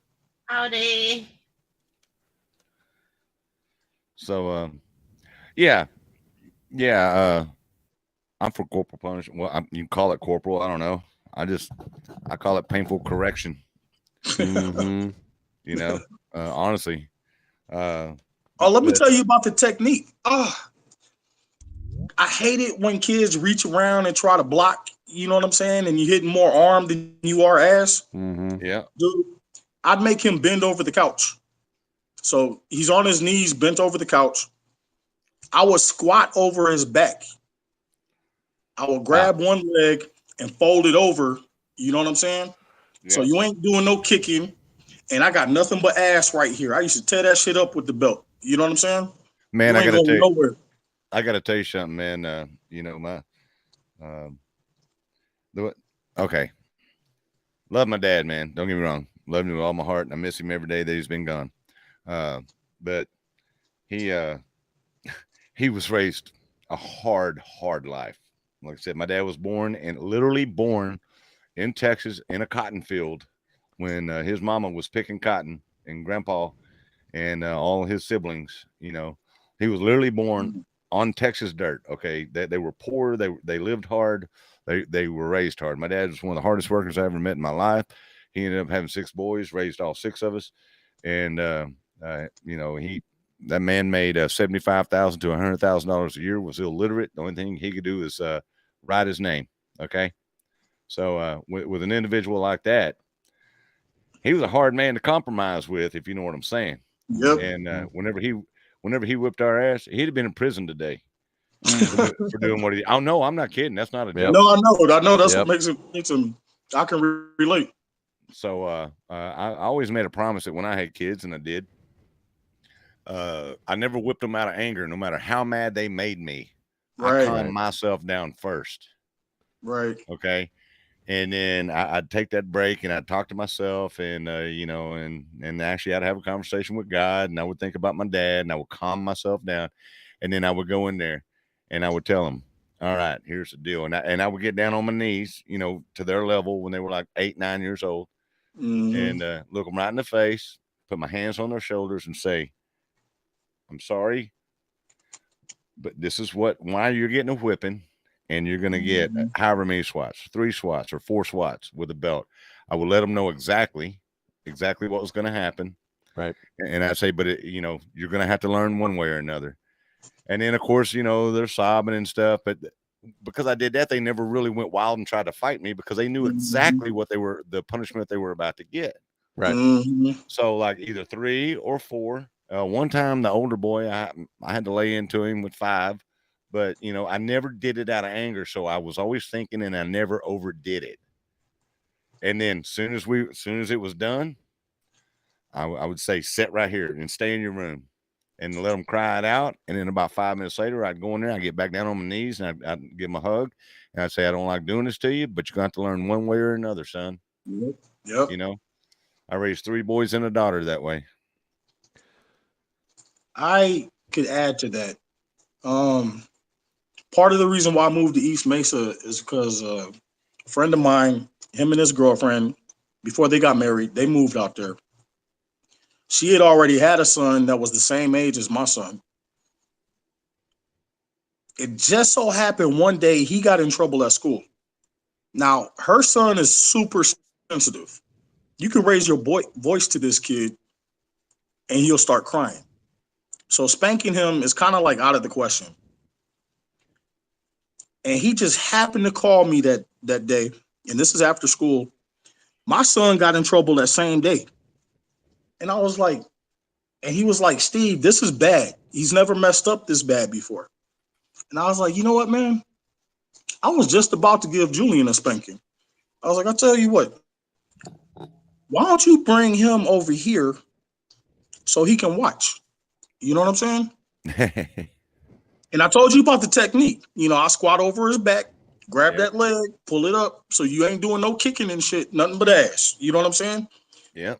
I lit into that boy with the belt, and the horror on Darius's face. His eyes were saucers, bro. Like he ain't ever seen no shit like that. You know what I'm saying? Right. And it wasn't like I was killing him. You know what I'm saying? I was just, spanking him. He started crying for Julian. You know what I mean? Because he couldn't do shit to stop it. You know what I'm saying? I mean, there's a method to the madness, is my point. You know what I'm saying? That boy was on the straight and narrow for a long time. You know what I'm saying? And I'm pretty sure when he got home with Justin probably told him something along the lines like, yeah, mess up again, you go get one of those ass whoopings. You know what I'm saying? Oh man, I know exactly. Like I said, Hoss, my dad, when he started, he was mad. He was mad anyway. Yeah. And then he would just whip your ass, and I mean, you didn't know when it was going to end. And I mean, honestly, you didn't. And and if you tried to fight him, brother, I mean, the kung fu in that motherfucker came out. I'm not lying, man. Right. Yeah. But hey, I understand it. He was raised that way, So, but I decided to go a different route, and it was very effective for me. It's like in school, I got my butt whooped all the time. Got it paddled. They always told me how many licks I was going to get. Right? Yeah. So I want to tell the school story. We've all got a million of them. I'll just tell one. I'll try to make it super fast. Middle school Texas coach. 2 licks each. You know we're in for it. There's like a lot of us. What'd you do? Coach caught us all just we were throwing stuff across the locker room and just disorderly. And he's like, all right, which one of y'all was involved? There was like 10 or 12 of us. So we all lined up. And you better cop to it. Otherwise, you're going to get worse trouble. Mm-hmm. And I was like in the middle of the line. So he's like, whack, whack, next kid, whack, whack, next kid. So I was like 5th or 6th. And first lick comes, and the paddle breaks on my butt. Oh, geez. So I'm like, I noticed that it happened, but somehow I wonder if it cracked on the kid before me, because it kind of wrapped around me and hardly really hit me. So I just kind of put my head in my hands. So I'm like, whoa. And he's like, he thinks he did good on me, right? Because it broke on me. So I didn't even get the second lick. He got a new paddle down, because they always have more than one, and went to the next kid. And I'm like, yeah. Dude, that happened something similar to me. Because back then, people, I don't know if y'all realize this, but the schools used to put hands on kids back then. You know what I mean? Yeah. And I got spanked by the principal one time. And I remember thinking to myself, that's it? That's right. maybe not in the same words, but I remember thinking to myself, that's all you got? That's nothing compared to my grandparents, right? Mm-hmm. Oh, no, So I've gotten some from school that were bad, that hurt so bad. So you fast forward, every now and then my aunt or my grandparents will take me downtown Muskegon in Michigan, and I would stay with my aunt for the weekend, and she had 3 kids, and all 3 of them were older than me. They got in trouble doing something. I wasn't even with them. And her philosophy back then was, if one mess up, everybody getting spanked, right? I didn't know this. Oh. So, but I'm starting to figure it out the hard way, because he spanks my older cousin. He's the one that's like a brother to me. He stays out here in Phoenix too, right? He gets spanked, and I just walk away because I'm thinking to myself, I ain't had nothing to do with this. I'm good. You know what I'm saying? And she's just putting that back into it, right? And one of his sisters that he was doing it with, I forget what it was that they did. She calls her next. Now, what caught my attention was the other sister gets called, and I'm thinking to myself, hold on, she didn't have nothing to do with this. Oh. I know she knows she didn't have nothing to do with this. So my heartbeat starts to pick up a little bit. Oh, no. Like, what's going on here? You know what I'm saying? Mm-hmm. And then she called me. I wasn't even around. You know what I'm saying? Like, and so I tell her, I was like, I didn't have nothing to do with this. She was like, I don't care. I've been hearing about you anyway. You got one of these coming. You know what I'm saying? Right. And I was like, whoa, you know what I'm saying? Like, from That's that a day, good system. From that day forward, I did not want, whenever they were hinting at the fact that, yeah, we're going to drop you off with Edith. No, hell no. Hell right. no. You know what I mean? Like, right. Being a kid sucked. Yeah, I'll tell you this. I behaved pretty well. I didn't like getting hit. Now that I'm older, I have 8 aunts on this side of the family. And then there's my uncle and my father, right? The 2 oldest. To this day, there's some ass whoopings or something that somehow they wronged me. To this day, we'll be arguing about something, and I'll bring that shit up. I was like, I ain't forgot. I still remember them ass whoopings. I was like, keep talking. You know, we'll be arguing about something stupid, you know, and I'll be joking. But I still carry them battle wounds. You know what I'm saying? Like, you know, the fuck, I still remember that shit. You know what I'm saying? Mm-hmm. I'd be like, keep talking, Lisa. I'll fucking put hands on you. You know what I'm saying? Oh, man. Oh, we are so far off topic, aren't we? I can't remember. Not really, because I'm pretty certain Abraham was putting hands on Isaac and Ishmael. Yeah, probably. Up. But how did we segue to this? I don't even remember. Not that big a deal, but I was like sitting there trying to think, how did we get off to this? It started with Anka, and then I slid in with that chick. Yeah. Yeah. I plead the fifth. And then we got to talking about childhood and stuff like that because her story was in reference to what she learned in school, you know? We covered everything that I wanted. I asked all the questions I wanted to ask about chapter 16. The Texan, I forgot. Were you still at work when we read the chapter 16? Yeah, I must have been.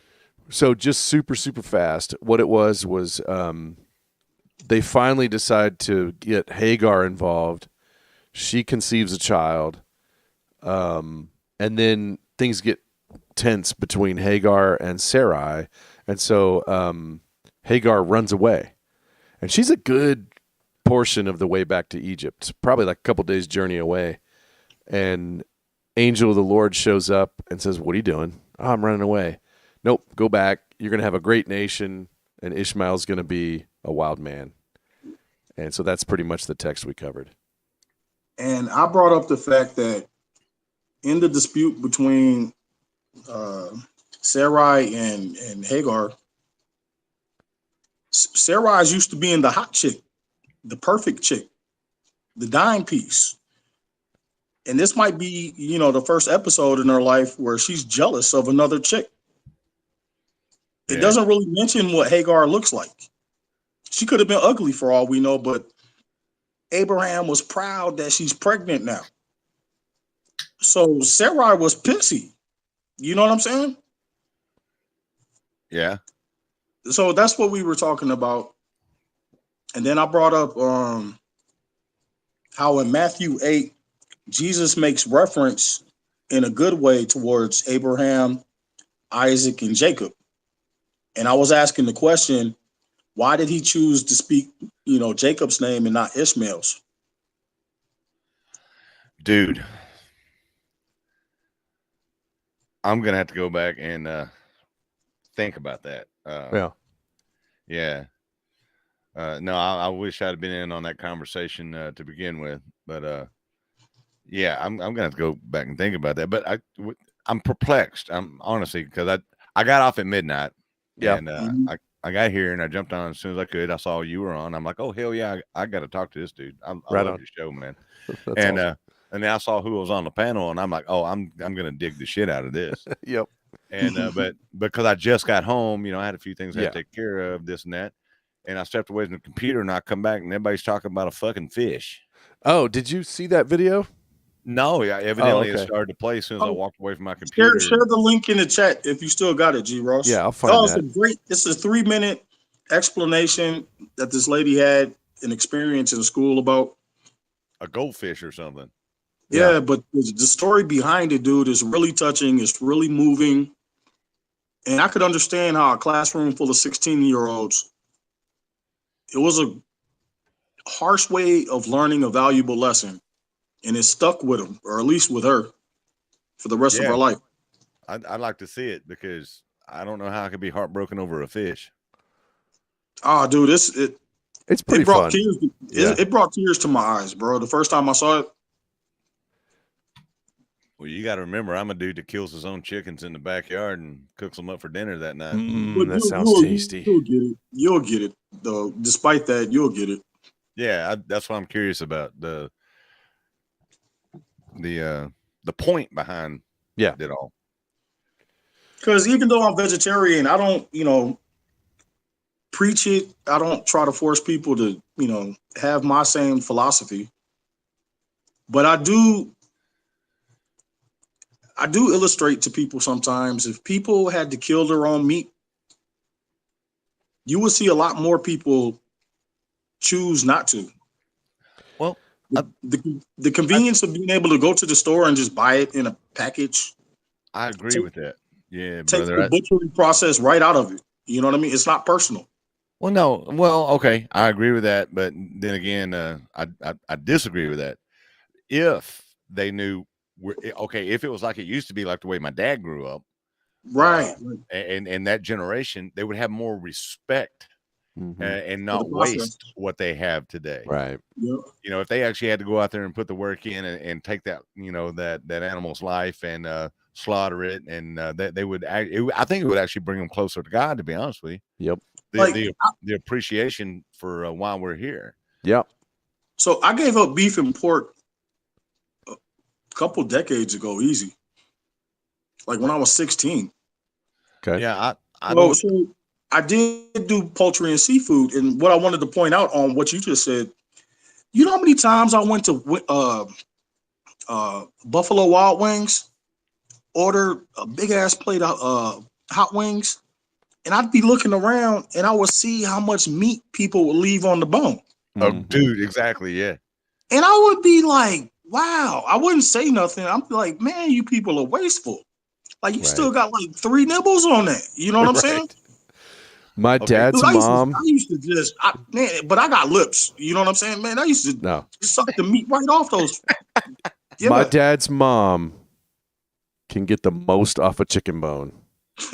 I mean, it is so clean when she's done. Oh You know, man, there's people- okay. Check this out. This fits perfectly what you're talking about. See, now there's an old like kids rhyme, nursery rhyme, whatever you want to call it, called peas porridge hot, peas Mhm. porridge cold, peas porridge in a pot 9 days old. Right. Remember that? Yep. You know what that came from? No. That came from the Great Depression, I can when see that. whatever they could get, and this is my grandparents. Were Mhm. they were sharecroppers. They were poor people. They moved all across the South, back and forth, picking vegetables and stuff and picking cotton. Okay, Right. and whatever they were allowed to have, they actually lived in a World War I freaking tent, dude, with a wood stove. I'm not making this up. So they could move. They could move it. Wow. And yeah, there was a family of 15 in there. And Damn. I'm not making this up, dude. No, I Right. believe you. And so that saying came from that generation, to where whatever they could get, peas porridge hot, peas porridge cold. Okay, they would take peas and carrots and whatever veggies they can get, and whatever was available at the time, and they would put it in the Mhm. pot. Grandma would, or if that was your mama or whatever, and they would do their best to make something out of it, but they always left a little left over for the next day, just in case there was no food. Ooh. Yeah. And if there was something else, then they would throw it in the pot. That's where the 9 days old comes from. Yeah, I see. I can see that. I mean, like it's just me and my roommate, like our living situation, and she's almost 30 years older than I am.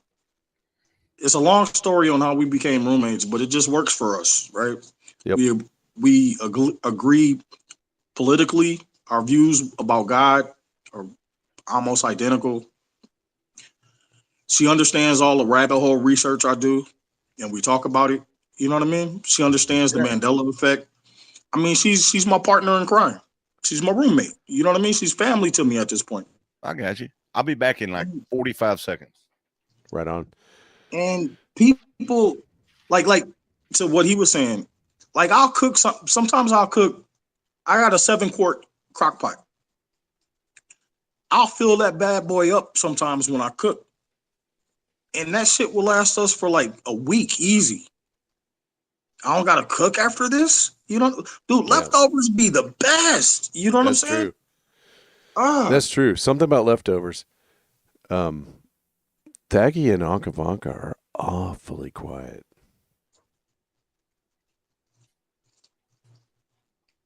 Well, I know I'm here. I'm listening. That's fair. I know Fergie is a little under the weather. Yep. That's fair. I got a question for you guys. Yeah. So, these old sayings and stuff, right? Yep. A lot of people don't know where they come from. Like, I don't have a pot to piss in. Okay. Yeah. That means you are so poor that you don't have a little pot to piss in. Because what the poor farmers and stuff used to do during the Great Depression and prior to that, they used human urine to tan hides, to cure hides, to cure leather. So poor people, would take a pot. The family would, do their thing in it. They'd fill it up, and then they would take it to the tannery and sell it to them. If you didn't have a pot to piss in, you were in real bad shape. Yeah, you couldn't even sell the output. You couldn't even. Yeah, exactly. I don't know why, but that reminds me of the story about Stone Soup. Do y'all know that story? The pee story or the other one? No, it's called something. I don't know if it's the name of the story, but I always remember it as Yeah, Stone Soup. Stone Soup. I always thought like the magic stone, and turns out it's just the everyone chipping in. No, That's more. Yeah. the story basically goes. Someone shows up in this little village or whatever, and not all families have enough to feed their family, but the guy in the story realizes that if everybody just shared what they have, then we would all have enough to eat. So in the middle of the village or something in the story, he sets up a pot, he's boiling the water and whatnot, and he's putting stones in it. And some people are asking him, uh, what are you doing? And he's like, I'm making stone soup. And they were like, stone soup? And he was like, oh yeah, it's delicious. I wish I had some salt to add to it because it would make it taste better. You know what I'm saying? And one by one, he's just basically saying, man, I wish I had a little bit of this because it would make it taste better. And eventually, people are offering more and more to put into this soup. And it ends up creating a meal that everybody can eat from. I know I'm not telling the story exactly how the story goes, but No, that's how I in a remember it. nutshell, It's interesting because, well, first of all, I appreciate the language history stuff, like the sayings, because I grew up, I never knew of them. So to me, it's fascinating. And to double up on Black Yoda's story, that is international story because my dad told this to us, and we were actually at the beach with lots of kids, and all of them brought something. But it was funny that you say that, and I say it international because the concept is the same, but it was called the axe soup, the soup made out of the axe and everything that everybody brought. So okay. yeah, it definitely alive and well Nice. myth or You could- whatever. You could almost take that and say it's a parable. Yeah, Yeah. for sure. Yeah. That was the meme of the day. Right. Mm. All right. So Thaggy had come off mute, and then of course everyone spoke at the same time. Whenever Thaggy comes off mute, it makes everyone talk. Welcome back, Thaggy, Agster. what were you going to say a minute ago, if you recall? Oh, I didn't.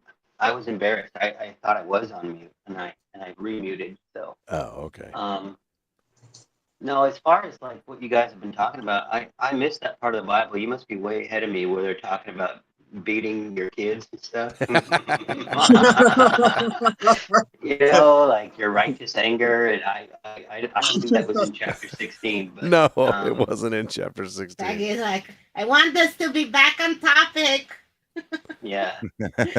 But I'll tell you, I was raised pretty hard, the old-fashioned way, and my dad ran me pretty hard, and it's still a problem. I'm in my 40s, and still a problem to this day, because he couldn't control his anger. I was pleased to hear Texans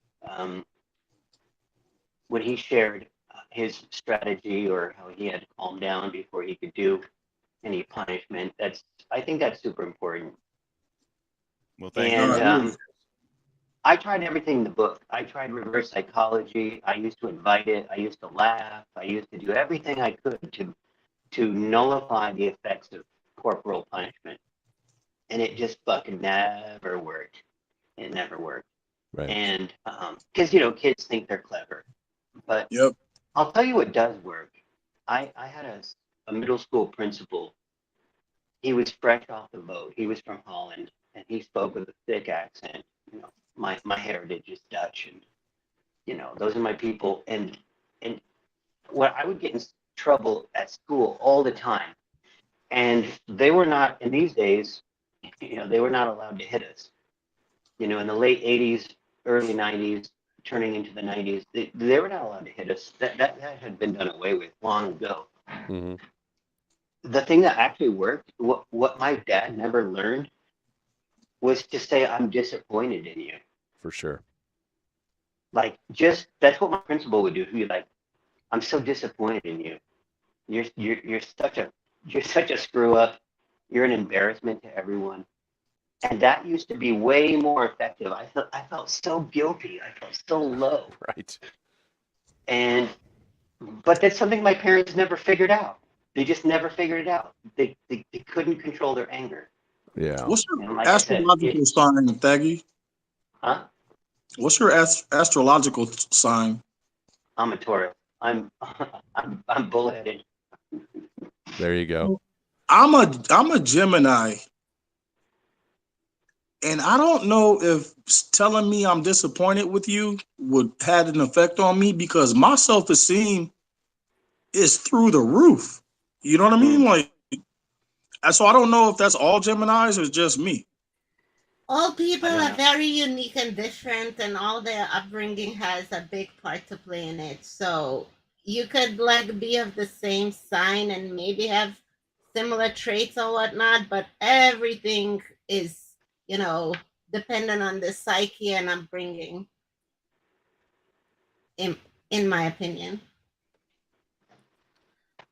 No, it was just a thought that crossed my mind. But I am really, like I am leaning more, like I'm more sympathetic to what Taggy is talking about. Like I understand your guys' point of view of like bringing up kids with like, some sort of punishment control or whatever. But Right. I do agree that we are smarter than the little ones who are growing. And while you have to implement all your ability to be more wiser and not to like trick them, but be a little bit more in control of the situation. And the physical should be like So absolute last resort if absolutely necessary. yeah, I to me, there's two key things that have to you have to have a point of escalation on the table available. And actually, Namster had said earlier in the chat, and I wrote it down. Namster said the effective part of spanking is the knowledge that the parent will spank or discipline if you don't conduct yourself right. So by having it on the table or some way to raise the stakes, otherwise the kid will manipulate the situation. Yeah. There's That's two human key nature. points in growing up that I think when they're like 3, 4, 5 years old, sophisticated concepts, it's like their mind is going to, and I'm not calling them all stupid, but if they got their hand in the cookie jar and they're caught, that's the best time for the consequence to come in right then. So that's why, and when they're 3, 4, and 5, they don't need like a chair over the head. They just need something. Yeah. So that's one place where I would say definitely it should be a tool that the parent should choose. What the Texan said is most important. You can't do it in anger. Right. Or I mean, the ideal would be to keep it out of anger. But I know some cousins of mine that when I heard that they got a special paddle made just for them with holes drilled in it so it could swing through the air faster, I'm like, it's because of who they are. It's because they needed it. They just needed to have that hanging in the shop just in case. You know what I'm saying? Like there's going to be some 14-year-olds out there that just are still needing some of that. But they don't just happen overnight to be that. Yeah, but I know this whole family, Senior, and I know how you know? much love and care and attention went in. It's them. It's just Well, I could tell you right now, the one and only time I ever hit one of my kids out of anger, and it was my oldest, and I did, but he was 16 years old. He was selling drugs out of my driveway. Okay. I would have hit his ass too. Like if my son, oh man, I would have punched this right in the throat. But wait a minute. It gets better than that. See, at 16, he thought he was going to man up to me too, like it was his house. Oh, then you did right. You did right. I only got to slap that son of a bitch into next month, dude, like nobody's business. I was so pissed off. At 16, you know, the people in my family are built healthy. You know what I mean? Yep. Yeah. And my son is the same way. If I caught him doing some shit like that when he was 16, I would have tried to stop his heartbeat. You know what I mean? With just one punch. Dude, that was yeah. I remember that vividly. That's the only time in my entire life that he did some shit like that. And but okay, so but let me break it down. His mother and I had been divorced for a long time. He lived with her because I'm a truck driver, you know, and so he thought he was going to play us both. In one summer, he come up there and wanted to live with me, and I was living in the country, and then okay, so we agreed on that, enrolled him in school and everything. He was in high school, and you know, come home. I actually had a regular gig at the time, man, where I worked 12, 14 hours a day, you know, come home at night and stuff. So anyway, long story short, he was doing shit at night while I was sleeping because I'd have to get up at 4:30 in the morning to go to work, right? Yeah. And caught him doing it. And he had a couple friends out there, and I caught him dead to rights in the driveway, kind of like you were talking about, G. Ross, hand in the cookie jar. Right. And he thought that in front of his friends, he was going to bow up in front, you know, in front of them and stuff. And he learned real quick. I mean, dude, I'm not a little guy. I'm 6'2", you know, I'm 200, 210, depending on, you know, what day it is. Yeah. Right. And his mama was 5'1", and he's somewhere in between us. So he's like 5'11", 5'10". Dude, you just described my situation. I'm 6'2", she's 5 foot. And fortunately, my son he's between our height. He's more on my side than her side. You know what I mean? Yep. Yeah, I get it. Yeah. So I had never been violent like that with him before in my life, you know. And boy, you should have seen those kids run down the damn street after I did that to him. Hey, I don't know if they were high at the time, but it sounds like you knocked the sober into him.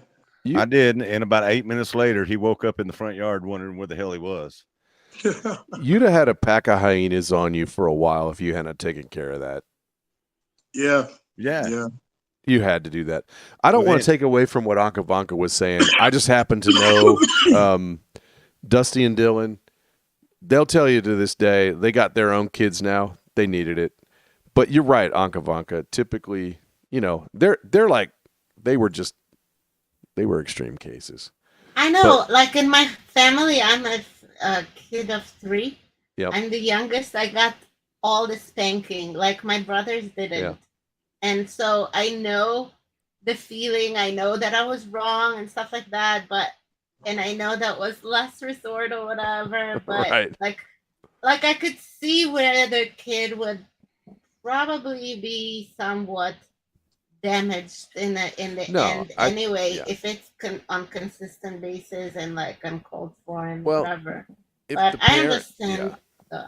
If the parent is not like what the Texan did, that's just the perfect version of it. Get your emotions under control and then make the call and then carry through with it. And that makes it in some ways harder for you, right? The Texan, when that's a cliche, but ain't no way you enjoyed that.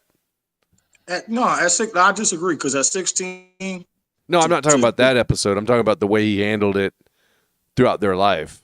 Oh, well, I got to say, I did carry a lot of guilt after that because, like I said, that was the first time that he wanted to come live with me. So you got to understand the emotional roller coaster I was on. And then to have to do that. Right. And because right then, that night, he called his mama down in San Antonio, come get me. Dad's violent and all this shit. And then it was like a little guilt trip I was on for a little while. But then I was like, you know what? Did you tell her what happened? I never, ever would have done that to my dad. I never did. And I had so much respect for my dad. There's no fucking way I would have done that. Right. And he did it to me. And I was like, so that's what you think of me, huh? And we haven't spoke since. And I've heard I've got a grandson now. And we haven't spoke since. How long ago was this? Well, let's see. He was 16. Now he's 23. So. That's funny. My son will be 23 on the 11th. Oh, that's funny.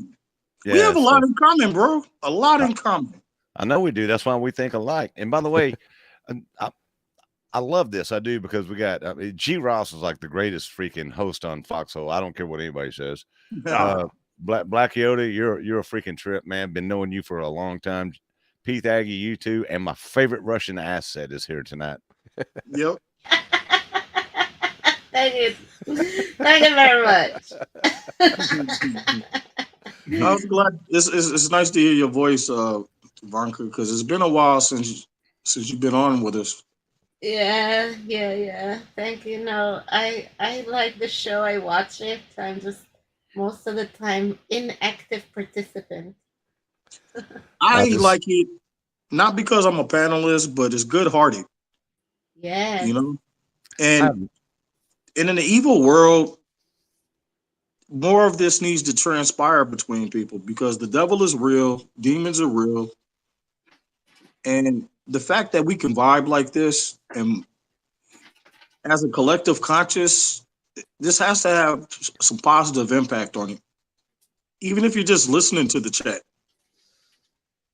I said that wrong. Even if you're just in the chat, hanging out and listening, you know? Lurkers. Yeah.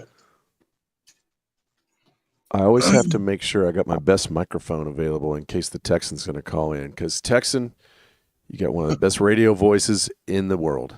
Oh, damn, dude. Thanks. And not just that, you know, genetic gift, I guess you could call it. I love your background and perspective, too. It's always fun. Well, this doesn't mean we're going to take long, hot showers together there, G. Ross. Okay. No. Enough with the bromance. This story took a sharp turn for the oh my god. I'm blind. This ain't Brokeback Mountain.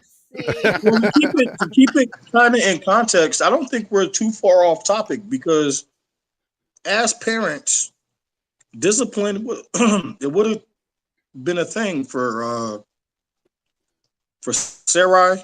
Yeah. And I want to use this as an example. So back when it was just me and my son, there was times where my aunts would have to watch him for me when I was at work. And one day I get a phone call because the three of them used to have a house together, or the three of the ones I'm thinking about. And he's over there, and I get a call from one of them, and she's like, "Hey, we need your permission to spank Julian." And I was like, "Why?" Well, he just needs to know if he's disrespecting us, you know, kind of like what you said, G. Ross, that they have that authority and, you know, it helps to, you know, put that fear in them. And I was like, nah, I can't give you that permission. The only two people that should be putting hands on my kid is me and his mom. If you can't explain to me what he did wrong so I could break it down to him, then we have a problem. You don't need to be putting your hands on my kid. You know what I'm saying? Right. So in context of what we've been talking about, I'm sure that this Ishmael was being a little shit when he was little. And there was probably times where Sarah wanted to put hands on him. You know what I'm saying? Imagine the dynamic being in that circle. Right. You know? Because Ishmael was kind of old when she got pregnant, if I remember right. Oh, she would have been like Abram was in his 80s, so I think Sarai would be in her 80s. No, I mean, how old was Ishmael by the time Isaac came along? Oh, like 10-ish, give or take. Right? Yep. They were 11 years apart. Yeah. That's what I was thinking. Now, and you got God. Like, man, imagine the dynamic of that household. You know what I'm saying? Right. So you know, Sarah was giving him the evil eye from across the room from time to time, and Ishmael would probably look over and be like, "Ooh, shit." Right. I think we're probably going to see that in the next chapter, or well, I think we see a little bit of that. Let me check. What were we on? 16. Let's see what. Let's glance at 17.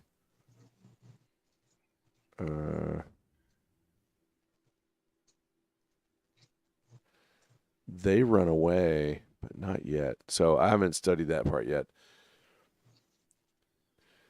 There's Wait, I thought she already ran away and came back.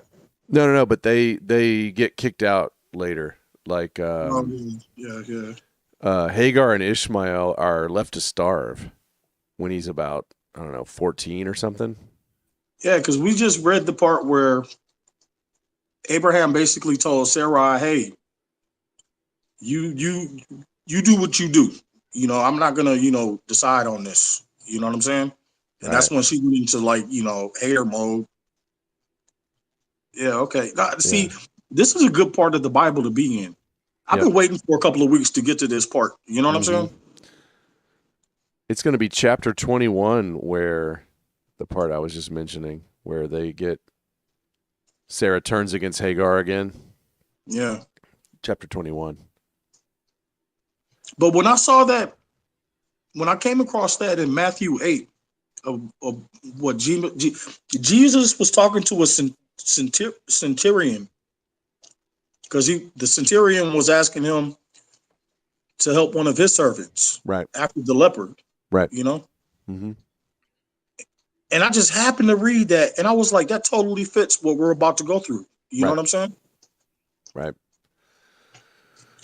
The other thing, at a glance, I don't see, and if anybody knows, it'd be interesting to see if anybody knows some biblical knowledge on this. I don't see a lot in the Bible that really spells out corporal punishment in the family. There's really just spare the rod and spoil the child proverb. That's about the only one I can find. Well, what do you think the rod is? Yeah, it is. The rod was discipline. Sure. So that basically was saying, if you're not doing corporal punishment, they're going to turn into a wet noodle. Yeah. No, I agree. But it's not like hammered on. It's just in there just once. They weren't nailing their kids to the cross and, stabbing them in the gut with the, Well, yeah. G. Ross makes a good point, though. But, I mean, man, I really got to think about that because actually there were punishments throughout the Bible that were pretty rough. Right. I mean, but it talks more about societies like Sodom and Gomorrah and stuff, But, the ultimate, of course, was Jesus Christ on the cross. But wow, man, that's a good point, G. Ross, about I agree, but I'm gonna have to disagree because I'm drawing a blank on a lot of that right now. But I think that there's more to it than that. There probably is a little bit more. There's a part in the Bible that literally says, "Keep your foot on your wife's neck. Don't let her come out of pocket and not respect you." And then there's parts in Proverbs that's telling you it's better to live on the roof of your house than inside that house with an unruly woman. Right. No, the Bible is all about respect. No, it is. But in terms of beating your child, I will say this: the Texans right in that, well, probably many ways, but at least one way that I am thinking of, which is, the whole father-son punishment dynamic is illustrated. And as a Christian theologian, you have to kind of walk through this. And Thaggy, you can poke fun at me right now. Like, Jesus was perfect, but he still had to go through discipline. And his discipline all the way was to getting 39 lashes and tacked on a cross and losing all his blood and all that. Here's a question. When Jesus was a kid, did Joseph ever have to spank him? I'm going to say no, but let's debate. It depends. I'm going to say when Jesus was 6, I don't think he was walking on water yet. Hey, Black Yoda, let Pete the Aggie respond to, if you don't mind, sir. Oh, I didn't even hear him. It depends on the gospel. So, we've been having this this debate about which scriptures are in, which scriptures are out. Right. There are gospels like the Gospel of Thomas, and Joseph does discipline him. When Jesus is a baby, or not, when Jesus is a kid, he's a little brat, and he's using his miracle power to just fuck with people, just fuckery. That's hilarious. And Joseph has to beat his ass, but that's probably why they took that book out of the Bible. Oh, I'm gonna have to go through that. That's hilarious. That's why I say I'm gonna have to go back on what G Ross just said and Pete Aggie said. And I'm gonna have to examine that a little bit closer, because there's got to be more than spare the rod and spoil the child kind of thing. Because like I said, if you go through it, even laws for society, like eye for an eye Yeah. and a tooth Yeah, for yeah, a yeah, tooth, for and sure. and then Yeah, Jesus, society when level, I agree. yeah, and then when Jesus got mad and grabbed a whip and started whooping butt and Yeah. and ran the money changers out of the Right. temple and all that. Right. Yeah, yeah, man, that's a good. Dude, I gotta, I'll bring up a good one on Jesus being pissed off. Remember when he cursed the fig tree? Yep. I forget where he was going, but imagine being Jesus walking through some desert. You got your robe on, you wearing some flip flops, you stubbing your toe on rocks and shit. You're hungry, you're thirsty. You see a fig tree in the distance, and you're like, "Oh man, let me walk a little bit out of my way to, get some dates or some figs." Right? It's showing all the signs that there should be figs on this tree, and he gets there, and now he's pissed. Probably got blisters on his feet from these damn flip flops. You know what I'm saying? And he sees that the tree doesn't have any figs. How mad do you have to be to curse out a tree, I would bro? curse it out at that point. Dude. So my point is simple. I don't think Jesus was all sunshine and rainbows all the time. Black Yoda. I mean, you're right. I mean, and let me put this in perspective, because I mean, if you believe in Jesus Christ and you believe in the Word, then you know that He was God incarnated here on earth in human form, and He was human, but while He was the divine, and He was Right. he was innocent. Okay, so therefore, because He was human form, He laughed, He got mad, He could tell Right. a joke, Right. uh, and all the human emotions that we experience, Jesus Christ experienced. That's the Yep. point. Yeah, that's So the point I was going to make. Yeah, yeah, if I you're a mean, you're Christian, absolutely, yeah. if you're a Christian, you believe in he was fully man and fully human. I mean, fully man and fully God. And, Right. And you're right. He I would have saw, had to have. He would have had to have human emotions. Yep. and He did, and it's explained in a good portion of the Bible about it. I saw a painting one time that somebody did. That it's the one and only painting I ever seen in my entire life. Okay, and it stuck with me. And this was like 30 years ago or so. It was this person did this painting of Jesus out fishing, on the boat, cracking up laughing. That's awesome. He was cracking up laughing, and I looked at that, and to this very day, over 30 years later, I could still see it, and it makes such a profound impression on me. Because when he was hanging out with folks, he was like, just hanging out with folks. He was Yeah. Right. human. The reason why that made me laugh is I'm trying to remember the name of that movie. I should know this. The guy Yep. Kevin something was the director, and him and man, what was Bill and Silent Bob or something like that?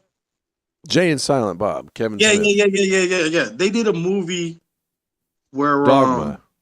Yes, thank you. Remember Buddy Jesus, the statue? The Buddy Christ, absolutely. And he was doing one of these with with this big smile. As soon as he said that, that popped in my head and made me laugh.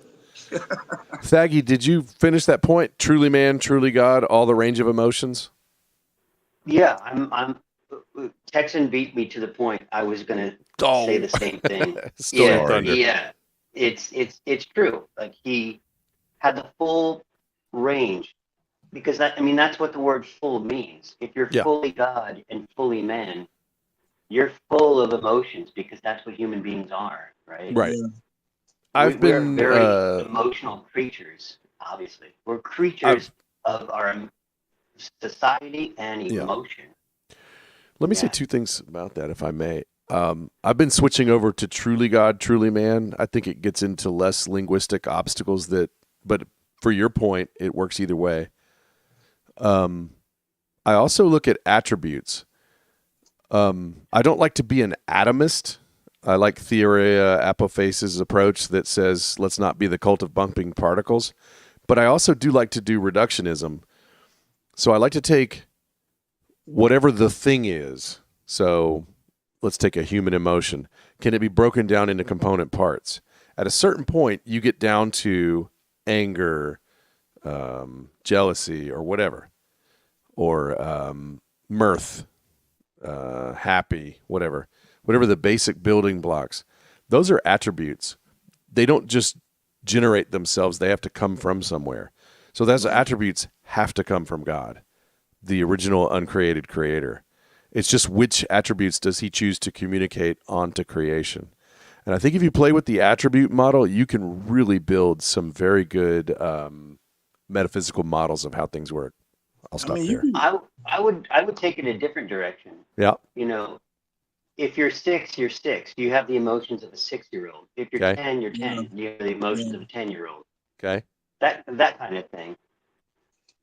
See, I was just thinking about that because I have the Book of Thomas bookmarked in my Amazon list, so I haven't gotten around to reading it yet. But the fact that you made the comment that Jesus was a bratty and Joseph had to put hands on him, dude, as soon as we hang up tonight, I'm ordering that book off of Amazon so I can read that shit. Dude, that tickles. I don't know why that makes me laugh on the inside when you said he was being a bratty. Dude, I can't wait to read about this. But we talked about this. You don't have to buy the book. You can probably find it in PDF somewhere. Yeah. You don't have to buy the book, dude. You can. Dude, I want the actual book though. All right. It's only like $5 or something like that. But I was amazed. I found a site from the Wesleyan University of all the apocryphal books. Dude, there's so many. If you were going to buy every apocryphal book that's not in the Bible, get ready to buy like 55 books. Yeah, it's more than that. It's like 77, I think. Or wait, or is it 177? Well, it's a lot. So just find the PDF. Yeah. Well, gentle folk, I've got to get up in like 4.5 hours. I'm wanting to. Well, I did my close early Segue us out, with the lady that was talking about the goldfish. Yep. So I'm closed out. You're closed out. Yeah. You're cashed out. You got your chips. You got your changed them for money. You're ready to go to the shrimp bar. I don't have nothing to add to closing other than I hope, even though what the goldfish thing was a little off topic, I just was really looking forward to sharing that with everybody because that was a beautiful. I really like that story. By the way, I'm sorry. I tried to drop that link, G. Ross, to the fish story, but it goes to Facebook, and I'm not on Facebook. No. That's where the link. That's where the link is at. That's my Facebook. He doesn't do Facebook. Yeah, I'll try to find you. No, I'll tell you. Yeah, if you can't find another link, that's fine. I'll just all the desks were arranged in a circle. And come back and watch it again, G. Ross. I'll see. Oh yeah, definitely. I'll see if I can find the original link. That would be good because Stephen Ty Turner, I'm not finding it outside of Facebook. I know it was originally on TikTok somewhere. Yeah, I don't do TikTok though. Fair. I don't do social media at all, so that's fantastic. Your best option is the replay then. Yeah. I'll just do that, and that'll give you another boost on views. Yeah, boom. You want to since you got the mic, the Texan, you want to do an outro? Sure. What, just for me? Yeah, sure. Absolutely. Yeah. Well, first I got a question. Are you going to be on tomorrow night? I don't plan on it. Okay. Well, are you? No, I don't. I don't plan on it. I'm kind of taking a break for the next week or two. Okay. Yeah, I get off at midnight, man. When I see you on here, I jump on here every time, man. I Love really it. appreciate it. You're like you're the hostess with the mostest, brother. And No, I do really- Wednesday, Friday, and Sunday usually. Well, I forget what movie that comes from. Was that Beetlejuice? No, it was before that, I think. I don't know. Ah, man, it's gonna be stuck in my head for like 3 weeks. If it's not pre-Depression era, the Texan doesn't know the origin of the phrase. No, Oh, nice. Good shot, man. Nice Good shot. callback. Nice callback. Oh wow. Yeah, No, I'll go- hostess with the mostest. I know that. Ah, man, I'll be doing something around the house, and it's gonna pop in my head 3 weeks from now out of nowhere. You could Google it. I probably will. Sorry, the Texan. I know G Ross trying to close the show down, man. Black Yoda, good to see you. Froggy, You too, bro. wonderful Good to to see you. see you. Yeah, good conversation. I enjoyed all the points. Pete Aggie, as always, I'll probably jump on Discord here in a little bit and hang out for a little bit if you're interested. Ladies and gentlemen out there in the chats, yeah, you found a cool place to hang out. A lot of common sense and logic goes flying around this place instead of bullshit. So, Nice. G Ross, I appreciate it, man. Thank you guys for having me on tonight. And as always, God bless y'all. God bless America. And I'll see you down the road. I love you too, brother. Nice exit. Wow. I can't top that. So good night, everyone. That's brilliant. And yeah, let's do Ditto. it again. What he said. All right. Mhm. My closer, I will. Well, Yep. ladies and gentlemen, next week I was about to hit the red button, so I'll catch you guys next week. Right on. Right Later. on. Bye, Yoda. Red button Bye, it is. Yoda. My closer will be to mention that next Wednesday we'll do Genesis 17, 1 through 14 is my plan. Not quite the whole chapter, which means the week after will be pretty short too, because I think 17 has to be broken into 2 chunks, and I just couldn't do it all in one chunk, I don't think. Thank you for that cookie, Black Yoda. But we'll see you all. I want to thank the panelists, and we'll see you all Friday with Angular. Let me start the real outro music. Where is it? Here we go. First of all, let's play the cookie from you for. Looky, looky, here comes Cookie, walking down the street. You know, there was a can that the Texan put in earlier that we didn't play the can for, so here we go.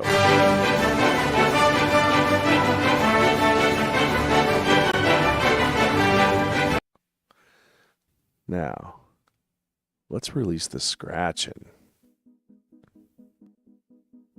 What a panel, right? Scratching is being released. Jimmy Durante, 1940s. The hostess with the mostess. I guess that's how he would have said it. Thanks to Two Rivers, who had to mosey on a little bit earlier, for suggesting the beach background. Took me forever to actually realize I was looking at it, but wasn't broadcasting it. Namster, thank you for your commentary earlier. We had Sloan TV in the house.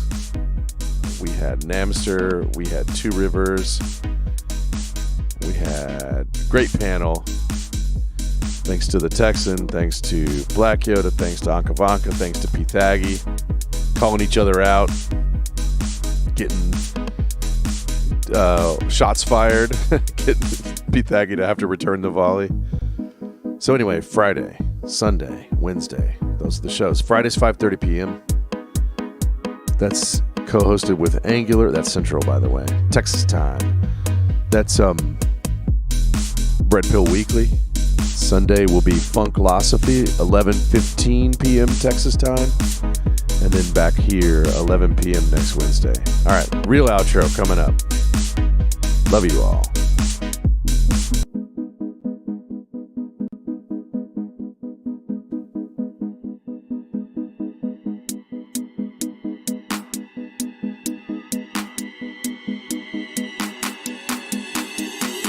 Thank you for spending time with us. Thanks to We're Pythagoras. joined on Fridays by co-host Angular. This has been G. Ross, and you are the underscore. Be sure to catch us on the foxhole.app, DLive, YouTube, or Facebook.